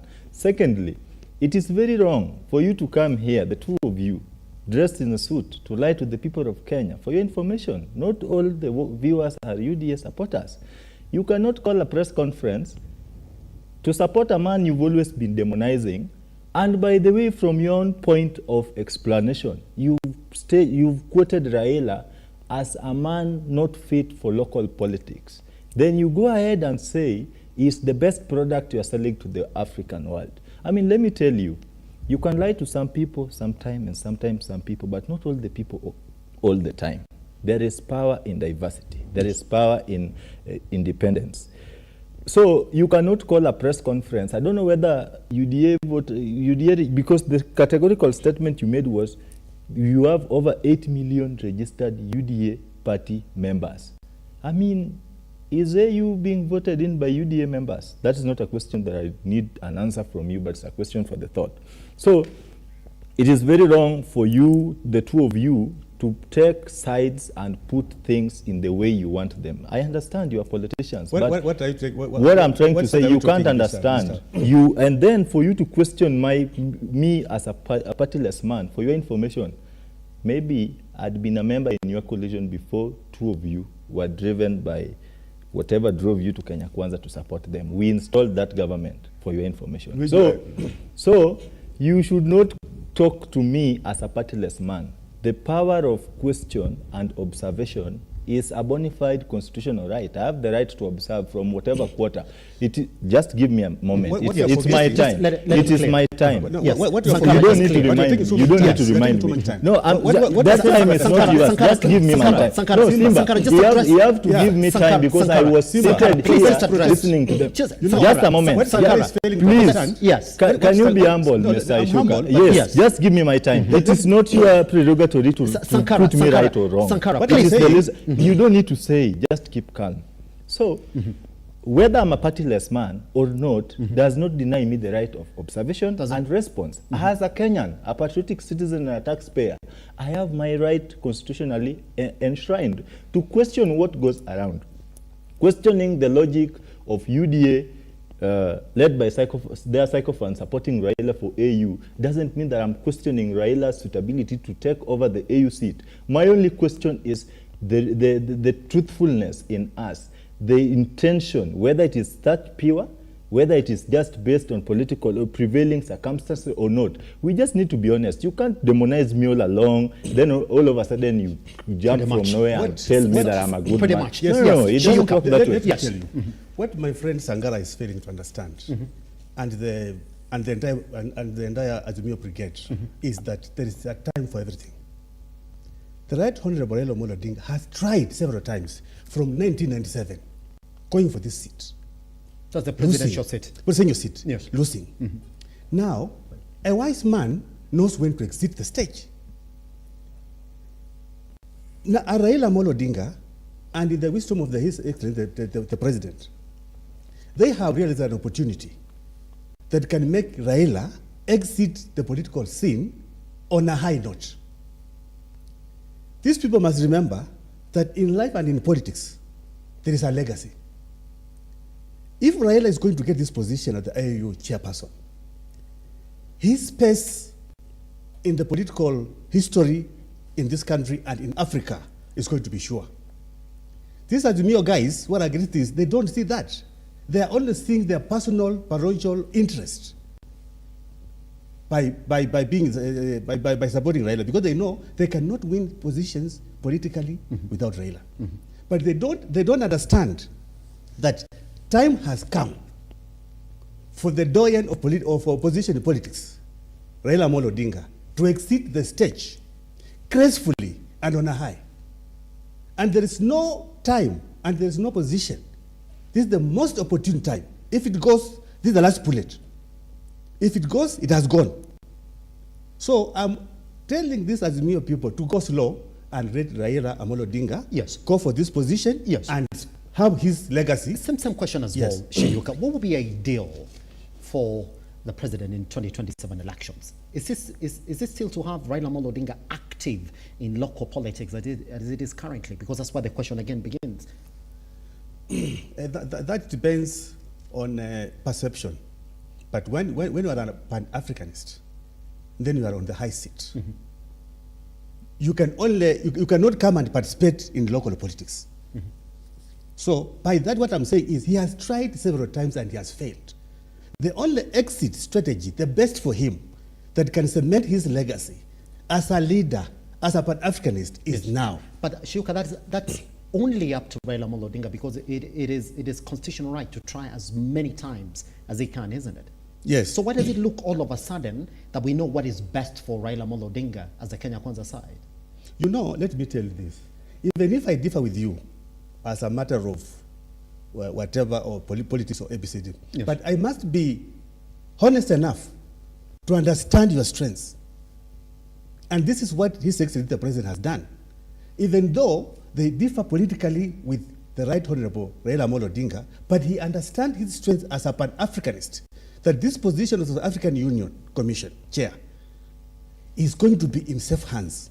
As a country and as a region, we are going to benefit from the position of this chairperson being in the hands of Raila Odinga. Mm-hmm. So those people who are looking at it from the narrow perspective that when Raila is going to exit the stage, then the president is trying to put some cards under the table. Even if he's putting some cards under the table, that is politics. But there's no cards the president is putting under the table. Does that? The president is playing as a Democrat, as a diplomat number one, pushing for a Kenyan to get this position. Pretty much. Sunday, that's where the question comes in as well. And it comes in this format. That if you look at local politics in the country, that indeed Raila Odinga has been the face of opposition for quite a long time, based on the number of times he's tried and the position that he's taken in the elections in the country. As it currently is, in the 2022 August election, he lost by just a mere 200,000 votes. And immediately after that, he's pushed this government to the point where he's even forced them to get into a negotiating table, to the point that now we have the NATCO report. That best of fit for any other conversation in 2027 is just have Raila Odinga out of local politics. That indeed, currently as it is, and even some of the petitions that are in court, even on the house, that have gone to court, sorry, even on the housing bill, some of them have been petitioned by one Raila Odinga. The biggest demonstrations we've seen in Ruto's time as a president have been occasioned by one Raila Odinga. That indeed, when you're looking for the honesty of Ruto's support, is to get Raila Odinga out of local politics. And that's the genius stroke. Are you going to be honest as well and say, indeed, best case scenario, get him out? We are reading too much into this. One, nobody forced Raila Odinga to offer his candidature. It was out of his own volition. And the government is only duty bound to support a Kenyan. Yes. And that is our basic understanding. Secondly, nothing stops Raila, by the way, from coming to vie if he wants. You see, his term, if he gets it, starts from January next year, 2025. And that is a 4-year term. Yes. Meaning by 2027, mm-hmm, if he wants to step down at the AU and come for presidency, he still can. He's welcome. Mm-hmm. Thirdly, you forgot, when you are counting the things that he has done, you forgot to say that he is the one who led maandamano in Moi's era. He is the one, in fact, in Kenyatta's era, in 1974, he was among those who were problematic. He's the one who led Moi's maandamano. He's the one who led Kibaki's maandamano, and almost the tragic 2007-2008. And he's the one who led Uhuru's maandamano. He has led all maandamanos. There is nothing new about his maandamano. What we want to look at is a country, like my brother says, Shuka says, we want to look at, this is where Kenya defines the world. If you travel out here, you will see many people wanting to help what we do. After elections, we converge and look for other ways out. This is the time for Kenyans to show what we call patriotism, go for what is Pan-African. By the way, have you ever imagined that there are things at the Addis Ababa headquarters that belong to us also? If you visit Addis Ababa, you will realize that we have many more employees, staff, from the SADC, the southern region, from the western region. And Sankara will tell you that is the truth.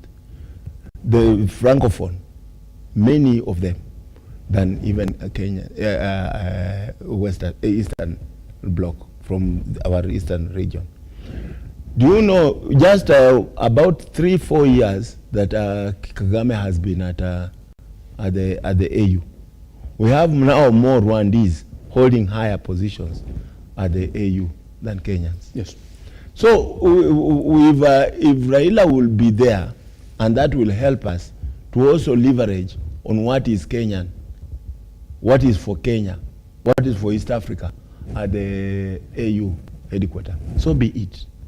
And I want to support the president on this. I want to support the party, UDA, on this. I want to support the parliament, by the way, because even the Speaker of the National Assembly has come out to say this is the thing to do.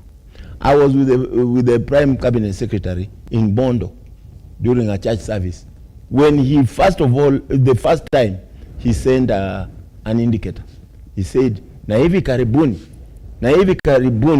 read my lips. He said it at Bondo. That was the sisi wote mtaangalia hata huyu Raila hivi karibuni, because it was all known that if he indicates that he is going for it, the country will support. And the Prime Cabinet Secretary, being the Cabinet Secretary in charge of Foreign Affairs, he knew the position was going to fall vacant, and he knew the capacity of Raila to take over. Pretty much. Now, yes. what I want, just as a wrap up, what I want to dissuade us from thinking is the politics of 2027. Because the politics of 2027 will reorganize itself. Be as it may, many of us have wished that Raila gives another person a chance also. We have never said where that person should come from. We have not said it should not be Luo, it should not be Luya, it should not be Joho, it should not be who. We have never said that. We have said bring them on. But that should not define this moment. I also want to dissuade us from thinking that NADCO has not something to do with this. These are two separate entities. Actually, be as it may, the chairman of NADCO on the side of the co-chair on the side of Azimio is still here. Jeremiah Kioni, member of that committee, is still here. Yes. Eugene Wamadwa, member of that committee, is still here. Cling So to the same script. No.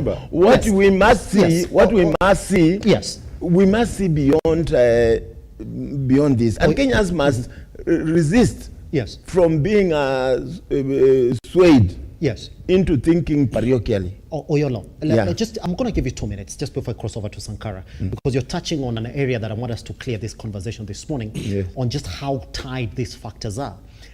I'm going to ask you 2 questions and be brief as you can.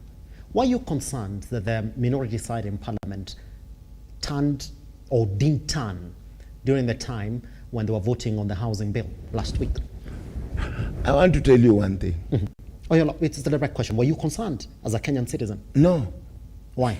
I wasn't, because I have aspired to be member of Parliament to represent my people. Yes. Would you walk out when you're voting? Yes. Would you walk out? Yes. Well, let me tell you. You walk out. I would. That's you not doing. Can I answer you? No, yeah. In Parliament, you either vote by being around, by abstaining, or by voting yes. That's it, yes. Isn't it? So all the 3 modes are voting modes. Yes. If I come from Kakamega County and I am in Parliament, people Kakamega, you gotta listen. Yes, you gotta listen. If I am in Parliament, like for example, I want to support my member of Parliament from Huisero, Yes. who was not present during that vote. If I am from Kakamega and I've counted 1, 2, 3 houses, 2,000 houses, and I've seen them being built at Milimani, and I know most of the people who are going to work on those houses are not Turkana, and not from the coast, and not from Nyanza. Yes. Are people from Huisero, Mumias, Lurambi, and Malava, and everywhere. They are my local people. The plumbers, the mason, the the electricians are going to be my people. Yes. I'm not going to vote just because we are blanketly voting. So why can't Every vote. Why can't you come in and say yes then? No, I don't have to. So why though? I don't have to. Sankara, by the way, he has only a minute. I'm going to come to you. I have 3 forms of voting. We have agreed. Yes. Abstaining is a vote. Yes. Yes. Voting no is a vote. And voting yes is a vote. I abstain. Yes. That's it. Yes, so abstaining is a vote. Once you abstain, what it is that you want to show? I have shown that I'm indifferent to either. It is either good or bad. It is a vote. By the way, you must educate your listeners that there are 3 modes of voting in the house. So are you saying that I'm still with you, and I'm still with you. During he's got 45 seconds. During the first time of voting last year, when we're voting on this housing, on the finance bill, why did the Azimio coalition punish members of parliament who never turned out to vote? It was stupid. They were misinformed. Let me tell you. Oyolo, that's the distinction that I want you to create. Oyolo, then create for me that distinction. Simba. The same valor that we attacked the members of parliament never turned out. Why didn't we attack them this time around? Let me tell you. Yes. Kenyans, we had over 23 million registered voters. Isn't it? Last time. How many people were turned out to vote? 12 million. 12 million? Yeah. What happened? Didn't we get a president? Didn't we get a government? So it's with the abstention of members of the public, voters of this republic, abstaining to go to the vote, did we get a government? Did we get a vote at the parliament with the abstention and the nays and the ayes? Did we get a vote? That's all right. Sankara, I'm coming to you. So you see, and I'm going to come back. So that's why I want to beseech you. So there's no link. Remove parliamentary process. Yes. From we are a nation mature enough to chew gum and take stairs at the same time. Pretty much, Sankara. That is exactly I'm going to give you 3 minutes as well. Unfortunately, we are not about. Sankara, let me point you out to this direction then as we get closer, and if you can, Sheila, as well, because the next clip, gentlemen, is going to show you exactly where the heart of the government is in general in terms of supporting one Raila Odinga for his top AU Commission chair job.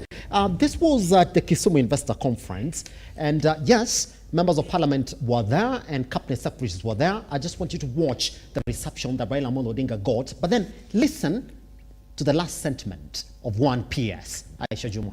Aisha Juma. Let's listen in.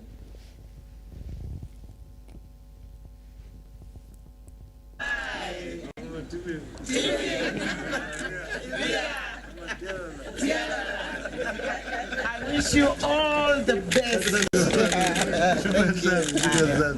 Thank you so much. That's it. And guess who was there in that particular conference? The president was also there. So all of a sudden now, we're speaking in one voice. Is it a brief that at any time, at any support you get, at any chance you get, please, you gotta speak in one voice, support one Raila Odinga? That's a reminder to the people of Kenya that politicians will always be politicians. They will remain to be one. There is no permanent enmity, no permanent friendship, but prevailing circumstances that are aligned towards vested individual interests. That was not my say. My point was, it is very wrong for a nation, a generation that ignores history, has no past, neither do they have a future. Mr. Oyolo seems to be belonging to that generation that ignores history. He only recognizes Raila as a man who was championed for Mandamano. What we need to explore, what is Mandamano brought to the people of Kenya? As far as the quest for multi-party democracy, we are not born to respond. As far as the quest for multi-party democracy, the rule of law, and power being given back to the people, yes, we can confidently say that maandamano has significantly played a good role in shaping the political landscape in this country. In as much as several innocent lives have been lost in the watch of a government that do not recognize the freedom to peacefully assemble, that is an internationally recognized principle and anchored in our international laws, they've always killed innocent people. So, Mr. Oyola, I just wanted to remind you that in as much as you may quote Raila, I'm not here to defend Raila, but I'm an independent observer.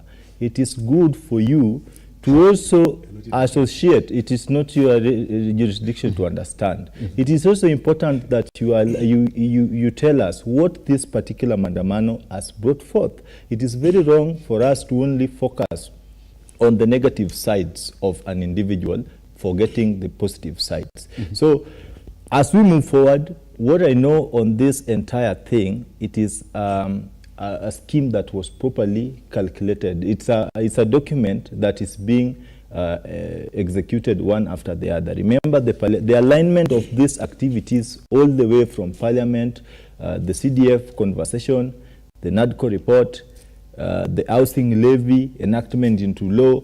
All this culminates into a political process that was well calculated. But again, here we have prevailing circumstances and the convenience that it made. So it puts both parties at between a rock and a hard place, that you have to play to a particular tune for you to get to the other side. The truth that most Kenya Kwanza supporters will not agree to, and they may not want the UDA supporters to believe, is that the existence of Raila in Kenya's politics in 2027 is a threat to the existence of this regime that was created in 2022. I understand, you know, I've been a politician. There is what we call party politics and party positions. So if you hear my colleagues here speak, do not nail them. They are not speaking from an individual perspective. They're speaking from the party perspective, party position. They've been informed. You know, in party politics, you dare deviate or go against the party position, you will be met with full force of the party. So they are playing party politics, and it's to safeguard that bowl of flour that is set for them. It is what they get that they are defending. But again, that should not block you from being, that should not reduce you to being myopic and insensible to realities. Always be independent and pragmatic in your arguments. Do not respond to me. Thank you. Yes. Let's now then speak to the national chairman, Kenya Kwanza Lobby Groups, Mr. Shuka himself. There's a script, and I'm gonna take you back to a statement that the president essentially again gave us at the Kisumu Investor Conference, and he said this, and I'm going to read now. I told you we want to unify the country, and that is important to us. Continues. There is space for all of us in Kenya. Continues.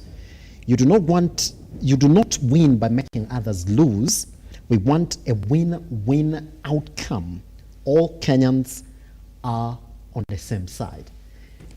But then, Mr. Shiyuka, even with this statement, how then are we going to sit here and deny that there's no link with what is happening to Raila Odinga, with what is happening in Parliament in association with the NADCO report, and with what the president is saying? That, look here, all of us are going to win at the end of the day. Is that not a setup for scratch my back, I scratch your back situation? Thank you so much, Mr. Simba. You know, Kenya belongs to all of us. When we want to stand as Kenyans, party positions collapses when we want to talk as Kenyans. And azimio politicians should understand that politics is dynamic. And they are afraid because His Excellency the President is the one leading the lobbying for Raila Odinga to get this position. He's the one who is going to midwife as a diplomat number one, Kenyan diplomat number one. They are afraid that he's the one who is going to midwife this for him to get this position. I want to tell them. And in their corner, the coalitions, they have panicked. They have panicked because they are now rudderless. They don't know what to do without Raila. They cannot fathom and understand life without Raila. What I want to tell them is they better organize themselves and start smell the coffee and start living life without Raila. Because Raila has realized that he has a legacy. He has to leave the stage. And he has to leave the stage on a high. And there is no right opportunity than this moment. If there is any moment that the country has been waiting to get the Raila moment, this is the Raila moment.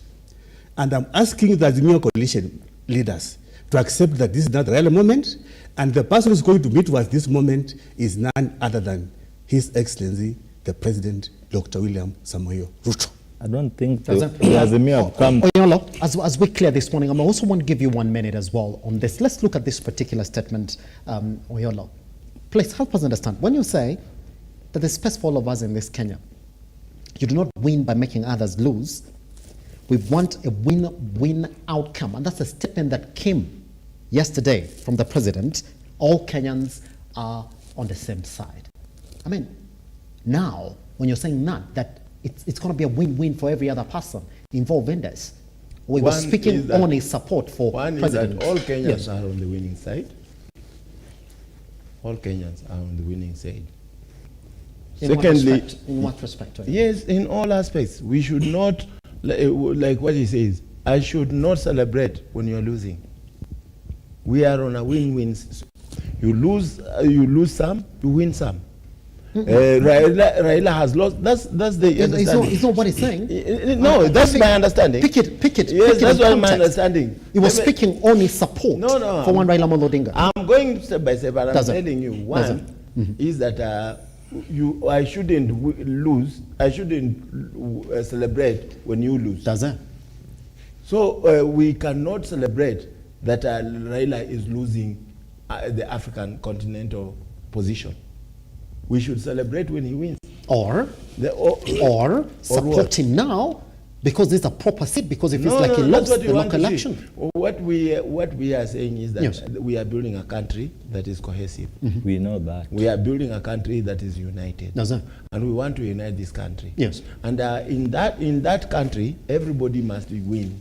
And we should not celebrate losses. Simba, and the winning is what I'm missing. Sankara, let him continue. And that's where we are going. Yes. And we are saying, the president is saying that nobody should tell you is us versus you. People are against any other, like what Sankara said. It should not appear like when he goes to Nyanza, the Nyanza people lost. Yes. And other people won. There's nothing like that. Why? Because now our own illustrious son is going to the international stage to win, and we support him. He must come out of this country with 100% support. The discussion I would want to be engaged in, because this one is done, it's fait accompli. We are now taking it. We have formed a team. Amina, the former CS Amina and others, under the CS Salem Dabadi, we are leading that campaign. Yes. The last time we didn't do it well. This is now, that is how not to do it. Because when Amina went for it, there was a lot of division. It was not coordinated. We want to make sure that the mistakes we made then do not appear in this one. And that's why we want to do it in a better way. We want to fashion it a better way. We have a team now, and we have the government leading from the front. The president, who is like my brother said, number one diplomat, is going out himself to make sure. And he started even when he was in Namibia during the burial, on the sides. Yes. That is what he was engaging in, to make sure that we have it right.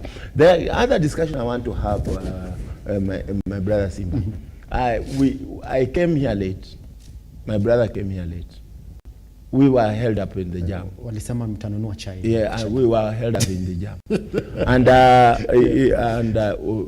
apologize to the viewers. However, there is another debate we must have. Yes. We need to engage Kenyans on these positions. When Raila gets this position, we start now defining what we expect of him at the African Union. the ministers, the cabinet secretaries that the President of the Republic, William Ruto, has appointed, we want them, now is 1 year or so down the line. We are from the political party. And unlike my brother, by the way, next time, Simba, get us another seat of a politician, of a political party. Because we don't want politically informed a new thing. Maybe you don't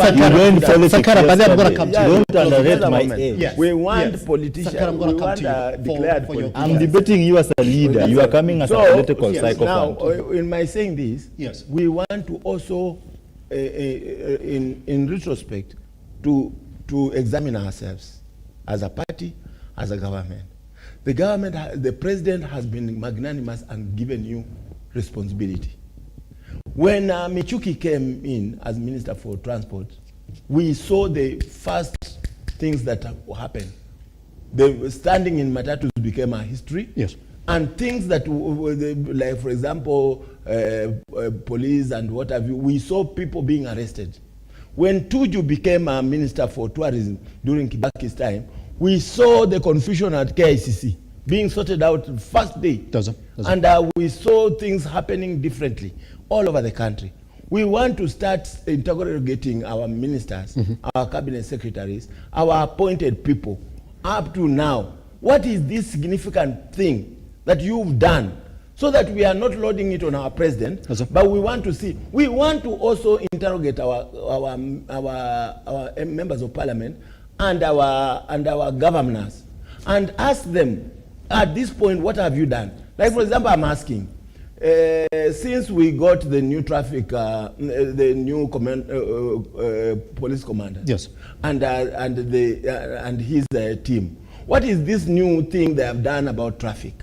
Like for example, can't we stop? Why does the government of Kenya pay electricity for traffic lights? As one in the government, those are questions Sankara, I'm going to come to you for your closing remarks. Sit with your ministers and ask them. Those are not questions. Sankara. I'm going to come to you. We still have. I have 2 minutes. I have 2 minutes. I have 2 minutes for you, Sankara. Yes. Oyolo, continue, please. I'm going to come to you for 2 minutes. No, answering a heckler is difficult. I'm not a heckler. Yes. Oyolo, please exhaust your 2 minutes. Exhaust your 2 minutes. My thoughts. You see, we are now that he's just a few minutes ago he said we are psychopaths. Yeah, you are. Now I'm putting a point. That's it. Yes. Now I'm questioning I'm entitled to my opinion. You are psychopath. Now I'm questioning operatives in my own government. Don't question because of government in a TV talk show and you are in government. Stop lying to Kenyans. Can you summon those ministers? You are the chairperson, the coordinator of the UDA brigade. You know how 8 million members you've registered. Sankara, we don't have so much time. Question that on TV. Call them. Sankara, we don't have time. Organization Sankara, we don't have time. Stop extending your disorganization to the people of Kenya. Clear submission. You have a minute. My point is that the president has given people duties. Yes. He is not going to micromanage people who he has appointed. The people of Kenya have elected people. They have elected governors, senators, and all. They are not going to micromanage them. The Parliament of Kenya, through the Constitution, has appointed the police commandant to do their work. Later, I don't want to have a difficulty looking for votes for my president because there is confusion who should have done what. That's my point. Kibaki appointed Michuki, and Michuki went out to work. Kibaki appointed Tuju, and Tuju went out to work. Ruto has appointed ministers. Like, for example, he has appointed Musalia Mudavadi. Musalia Mudavadi has gone to the AU to bargain for a seat for a Kenyan. That's what we want to see. And I'm saying, the point I wanted to make is, on traffic, we are not going to be paying electricity for the lights. Yet the police cannot allow the lights to run naturally. All they need, like for example, at the junction, I was held there for almost 30 to an hour. Why can't the police allow the traffic to flow, you get, using the lights? And then they arrest anybody who jumps the lights, and they arrest anybody who blocks the stage, the matatus, so that the traffic flows and the Kenyans get value for money. Because the electricity bill that we pay for running those lights or maintaining those lights, it is too much for Kenyans, and yet we don't get value for money. And that is not the responsibility of the government, of the president. It is the responsibility of the appointed person, of the elected person, of the governor of Nairobi, of the commandant of police. And we must start now putting responsibility at the doorstep of those who have been given those responsibilities. As we also usher in Raila as the new incoming AU chair, we must also accompany him with the responsibilities and duties. Pretty much. Shiyuka, yes. I'm going to give you 2 minutes as well so that you summarize your sentiments this morning. That indeed, with the support of Dr. President William Ruto, PhD, for Raila Odinga to clinch this job at the AU, it becomes a personal project for the president. And if Raila Odinga doesn't get it, then the Pan-Africanism position that we're saying that indeed Ruto is now is going to be questioned. Is that what it is? No, not at all. I want to put it to Kenyans to differentiate between a party issue and a government issue. At this level, the government led by His Excellency Dr. William Samoei Ruto is prosecuting an agenda for a Kenyan.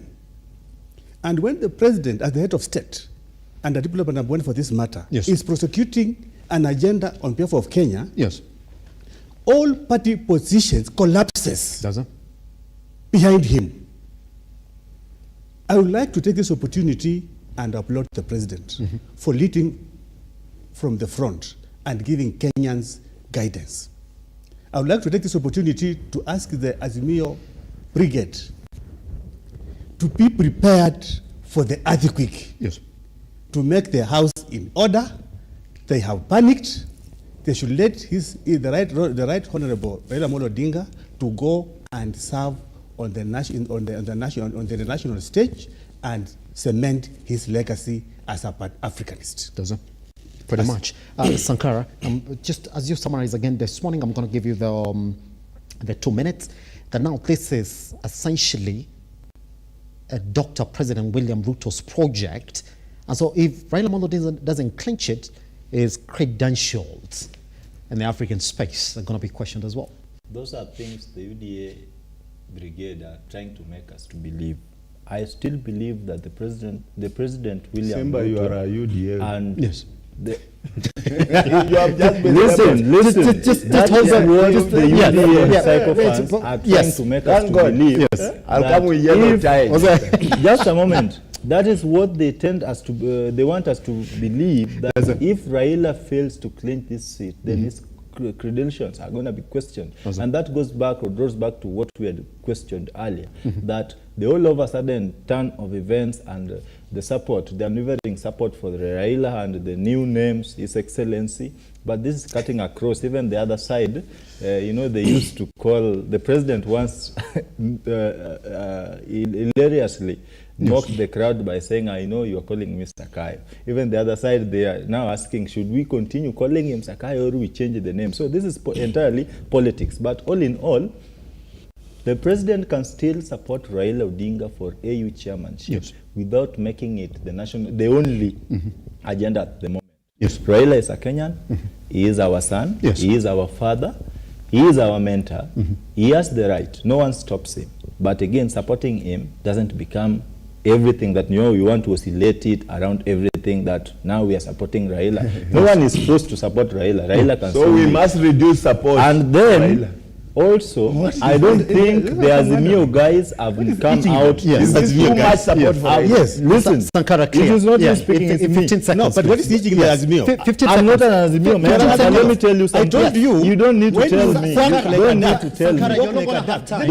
I'm not a duck. 15 seconds. Fine, Simba. Yes. So, Yes. I've How not you heard the define Azimio it? guys coming out to openly they reject this endorsement. But what I'm saying is the Raila mania is an aspect that is going to be felt not only in Nyanza but also in Central. Pretty much. For the 3 decades, I'll still repeat, Does it? Raila has been, the Raila phobia and the Raila love has made political careers of Who has several been the people. beneficiaries? Does it? It is not a matter of who has 5 benefited. seconds. The Sankara. So, 5 seconds. the psychophants like you, for the Raila like psychophants. Sankara, the psychophants even in Central Sankara, can we Kenya, clear? you will not distract We got to me. step out, Sankara. We got to Fine. step out. So, Yes. as we wind up, Yes. it is important to note Yes. that Raila can Yes. still clinch that Yes. seat Yes. with support of the state. Yes. But again, that should not be the national news, that they are trying to make it as if somebody is going to help. Yes, We need the votes of these blocks. Just as Mr. Yola explained, Africa is divided into blocks. We have the West under ECOWAS, the South under SADC, and the East under